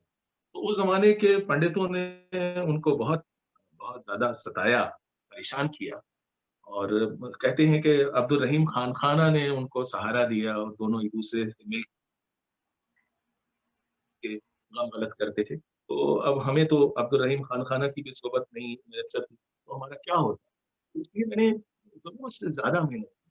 आप ये समझिए मैंने 40-50 हिंदी के सॉरी उर्दू के हिंदू शायरों का कलाम ढूँढा, वो किताबें पलटी। तो उन्होंने किस तरह से राम के कैरेक्टर को ट्रिब्यूट दिया है, किस तरह से सीता जी के बारे में लिखा है, किस तरह से उन्होंने रावण के बारे में लिखा है। और मैंने इतना मवाद जमा किया कि मैं 2-3 किताबें अभी इस मौजू पे मैं दे सकता हूँ।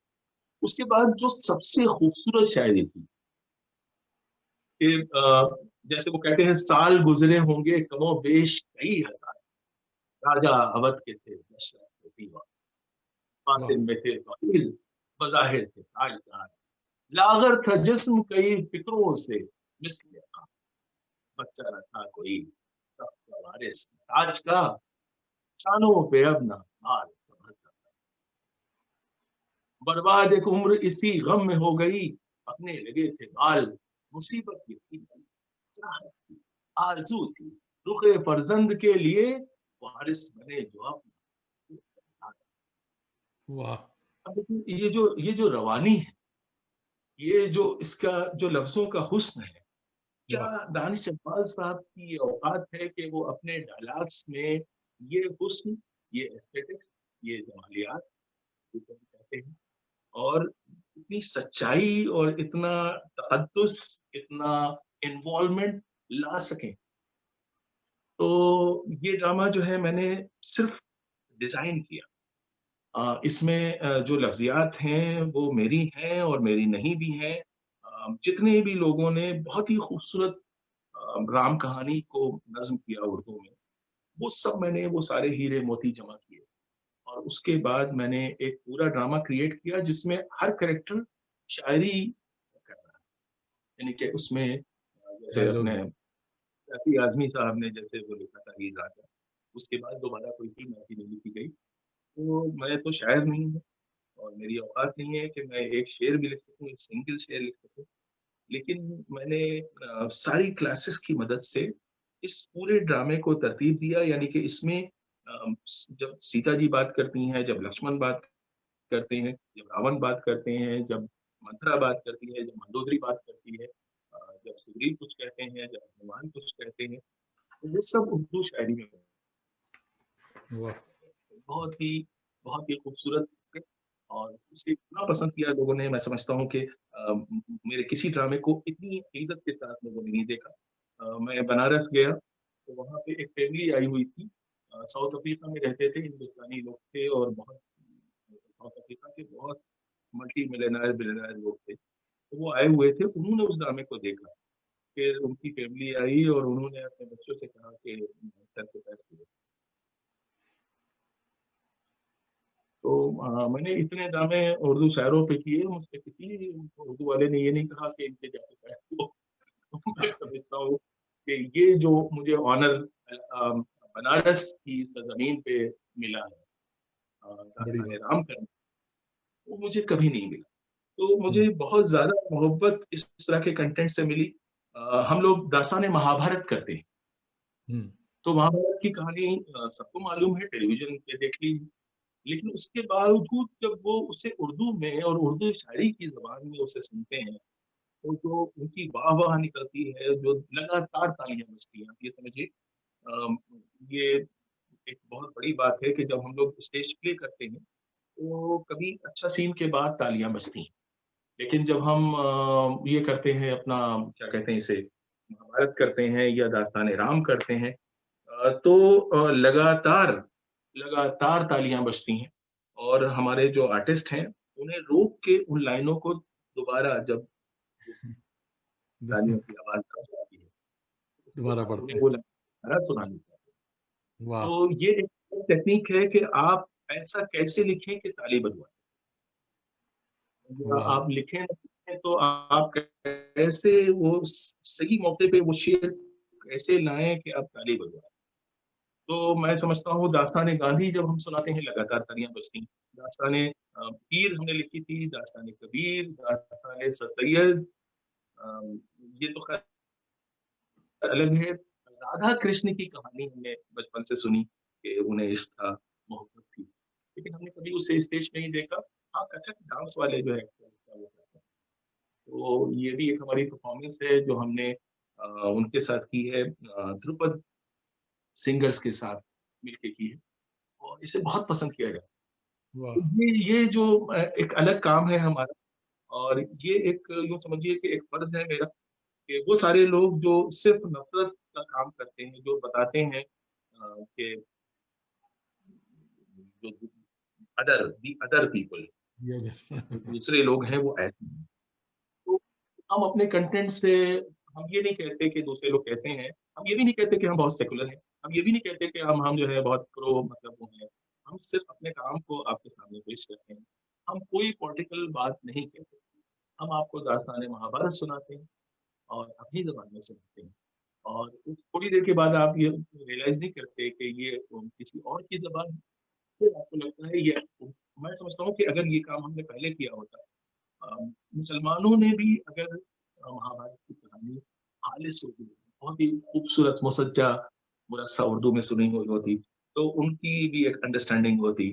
तो मैं समझता हूँ कि मैं ये मुसलमानों की भी खिदमत कर रहा हूँ कि उन्हें एहसास हो रहा है कि उनके अपने उनकी अपनी विरासत में इतनी वुसअत है। सकाफ़त। और मैं एक और चीज़ चाहता हूँ, मैं चाहता हूँ कि जो मेरे हिंदू आर्टिस्ट हैं, हिंदू दोस्त हैं, वो ये रियलाइज़ करें कि उनका कितना इम्पोर्टेंट उनका उनका जिसे कहना चाहिए उनकी विरासत उर्दू किताबों में छुपी पड़ी है। हुँ, और उनकी बदकिस्मती है कि उर्दू नहीं जानते और उसे एक्सेस नहीं करते।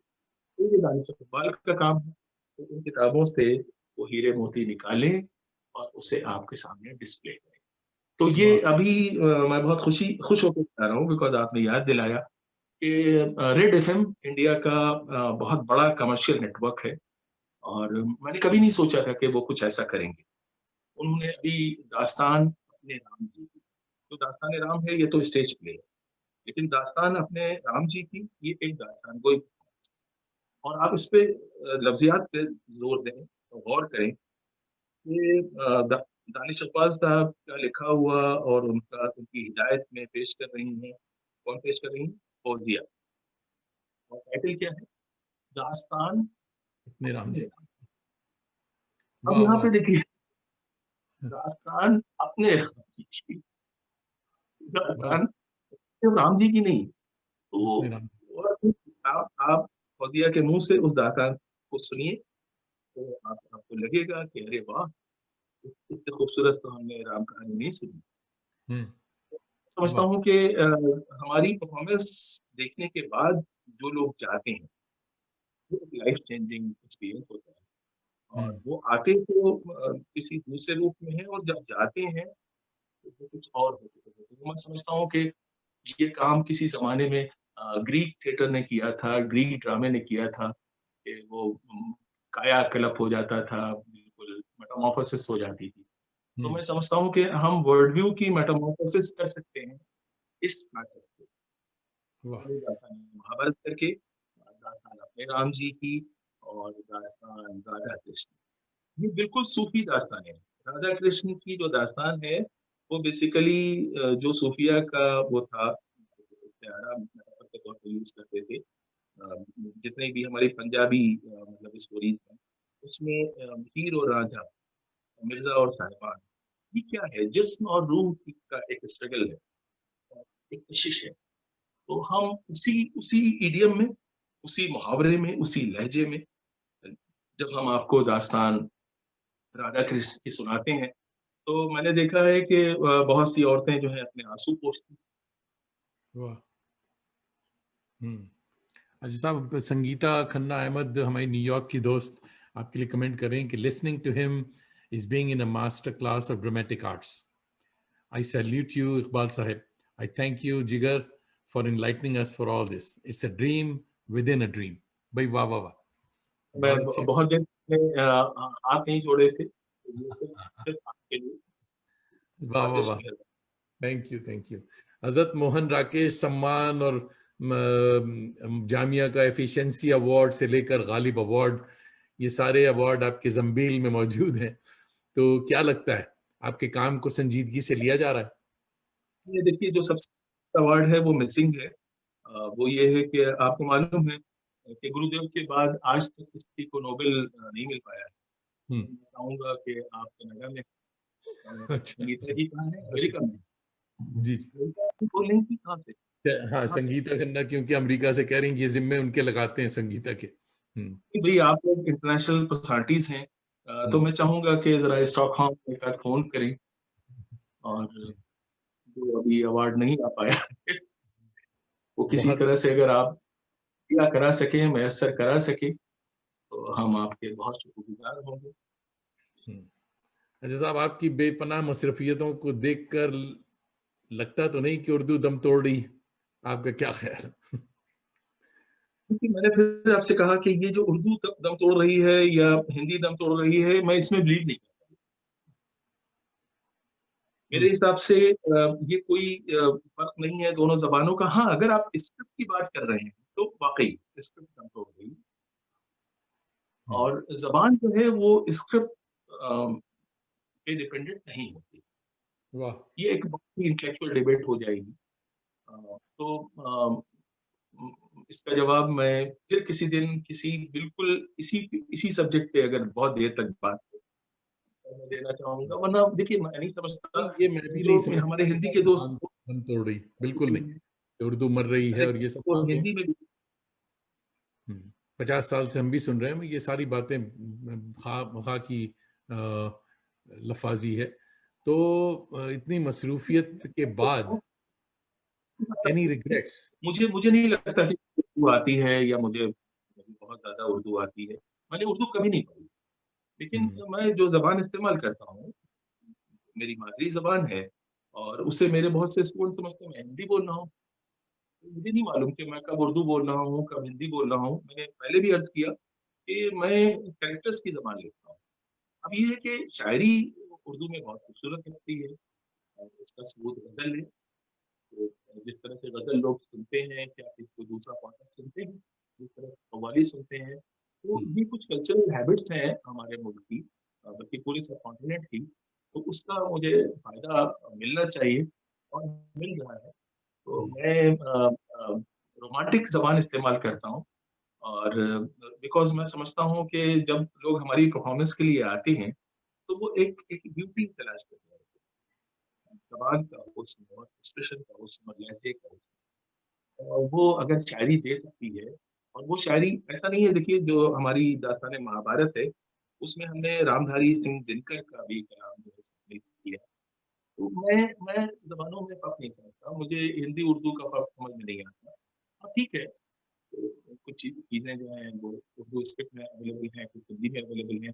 लेकिन मुझे लगता है बहुत जल्द ही उर्दू का पूरा जो वो है कंटेंट, वो हिंदी स्ट्रक्चर। स्क्रिप्ट में आ जाएगा और रोमन स्क्रिप्ट में आ जाएगा। आज के बच्चे तो देखिए वो हिंदी भी नहीं जानते, वो उर्दू भी नहीं जानते, वो बंगाली भी नहीं जानते, वो पंजाबी भी नहीं जानते। उर्दू वालों को शिकायत है कि वो उर्दू डूब रही है। अरे पंजाबी नहीं डूब रही है। सबसे जो अफ़सोस होता है मुझे जैसे वाक़ई, वो मेरे सिंधी दोस्त हैं, जिनकी ज़ुबान पूरी तरह से हिंदुस्तान में ख़त्म हो रही है। और 70 साल और 80 साल की जनरेशन के जो लोग हैं, वो जानते हैं। क्या उनका दर्द आप सोचिए, एक बार उनका दर्द आप रियलाइज़ कीजिए तो आप ये कहना बंद कर देंगे कि उनको दी गई है, वो खत्म हो गई है। सही, बिल्कुल सही। तो दानिश भाई, बहुत सारी बातें हुई। काश कि अब हम चाहते तो हैं कि अभी और बातें चलती रहें, मगर हमारे लंच का वक्त हो रहा, बेगम साहब इशारा कर रही हैं आपका तो सोने का वक्त हो रहा है, हमारे लंच का टाइम। तो जाते जाते महमूद शारिब रिजवालवी भाई हमारे आए हैं। शारिब भाई थोड़ा देर से आए। आदाब शारिब भाई। और शारिब बहुत साहब ही लंच जी, देख रहे हैं। और ये बड़ी खुशबू है हाँ, ये हमारी हम महफ़िल दोनों की किस्मती है कि शारिब रिजवालवी साहब तशरीफ लाएं। मगर मैं इसका वीडियो जो है शारिब भाई को फॉरवर्ड कर दूंगा, भेजूंगा लिंक, तो शारिब भाई फिर से देख सकते हैं। और महमूद अहमद साहब हमारे संगीता साहिबा के स्वीट हार्ट हैं। और महमूद अहमद जो हैं, ये आपको बता दूं दानिश इकबाल भाई, शाहिद अहमद देहलवी साहब के साहबजादे हैं। वाह, और वाह! देखिए मैं उनका एक भक्त हूँ।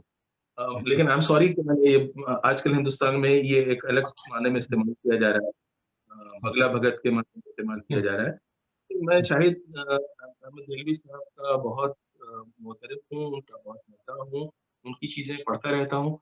अभी मैंने वाह, कल मैंने मीरा जी पे उनका जो मज़मून है, वो पढ़ा। खूबसूरत मज़मून, वो वे पढ़ा भी, और मीरा मीरा जी पे बहुत ज़माने से ड्रामा बना है। तो हम्म, अगर इस वक़्त सुन रहे हैं, अगर वो मेरा रब किसी ऐसे डायरेक्टर के साथ करा सकें जो इस सब्जेक्ट से इंसाफ कर सके तो मुझे बहुत खुशी होगी। नून मीम राशिद और ख़ास तौर से हल्क़ाए अरबाब ज़ौक़ के जो अफ़राद हैं, मुझे लगता है कि उनके साथ हम लोगों ने बहुत ज़्यादती की है। कि जो मार्क्सिस्ट मूवमेंट के लोग थे तो उनको तो हीरो बना दिया गया। हम्म, लेकिन उनका जो काम है, इतना खूबसूरत काम है, इतना अहम काम है, वो अभी भी वो तवज्जो में नहीं है, तो हम्म। उसको सामने लाना तो महमूद साहब पहले तो फरमा रहे थे कि I have long decided not to fall in love again, मगर आपकी बातें सुन के कह रहे हैं कि listening to him I helplessly fall in love again. तो बहुत, कि मैं इससे पहले मैंने इससे पहले भी मैंने एक बार हाथ जोड़े थे। बेगम साहबा के लिए भी किया था, इनके लिए भी कर दीजिए। हाँ, तो तो सो आपको कल मुझे कुछ अच्छा किबला, इतने हमारा खूबसूरत वक्त हुआ कहता है। तो स्टेज के नए ताजा दम यानी मुजाहिदों के लिए क्या पैगाम है आपका? जो नए राइटर्स हैं, नए एक्टर्स हैं, यानी जावेद और मैंने मैं, बीच-बीच में उनको इंस्पायर करने के लिए कई चीज़ें की और मैं अभी भी कह रहा हूँ कि देखिए हमारा पर्पज़ ये होता है कि हम जब जब लोग आते हैं ऑडिटोरियम में, तो वो आएँ एक दूसरे ज़हन के साथ और जब जब जाएँ, तो वो बदल चुके हों। वाह वाह वाह, ये एक एक बहुत इम ये एक बहुत, बहुत इम्पोर्टेंट काम है। अगर आप ये कर सकते हैं, तो आपको हक है कि आप इस फ़ील्ड में आएँ और अगर आप ये नहीं कर पा रहे हैं, तो फिर आप कुछ गलत कर रहे हैं। वाह, बहुत सिंपल सा एक कसौटी है हमारी कि जब लोग ड्रामा देखने आएँ और जब वो जाएँ, तो उनके अंदर कुछ बदल चुका हो, उनके अंदर कोई तब्दीली आ चुकी है। ये एक लिटमस टेस्ट है जो हम लोग केमिस्ट्री में करते हैं। ये छोटा-सा टेस्ट है। आप दूसरों के ड्रामे भी इसी नज़र से देखिए और जब आप खुद ड्रामा करें, तो इसी स्पिरिट के साथ देखिए। जब आप किसी की स्क्रिप्ट पढ़ें, तो भी आप इसी नज़र से देखें। तो वो स्क्रिप्ट आपको एक सोचने का एक नया अंदाज़ दे रही है कि नहीं दे रही? एक वर्ल्ड व्यू दे रही है कि नहीं दे रही? एक नई सोच दे रही है कि नहीं दे रही है? आपकी सोच के अंदर तब्दीली वो ला पा रही है कि नहीं ला पा रही है? क्योंकि सबसे मुश्किल काम है चेंज होना, वाह, सबसे मुश्किल काम। और हमारा ड्रामा अगर वो चेंज लाता है, पूरी दुनिया में आप देखिए पेरेंट्स क्या करते हैं, वो बदलना नहीं चाहते। पिछली जनरेशन वो कहती है हम सही हैं। स्कूल एज से लेके आज तक अगर लोग बदले ना होते तो क्या दुनिया जहाँ पहुँची है वहाँ पहुँचती? नहीं, तो हम चेंज रेज़िस्ट करते रहते हैं। और हमारा ड्रामा वो चेंज ला सकता है। तो ये मैंने एक छोटी-सी बात कही, मुझे लगता है ज़रूर। नहीं, बहुत बहुत सही बात की आपने। बहुत बहुत शुक्रिया।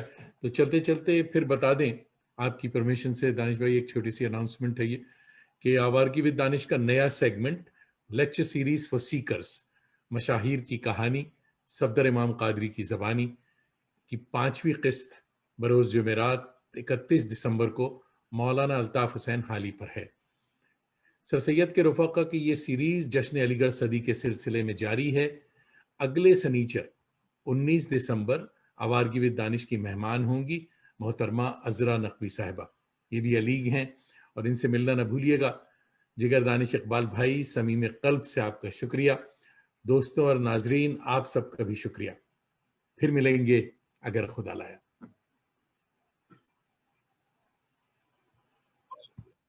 शुक्रिया, मेहरबानी, इनायत।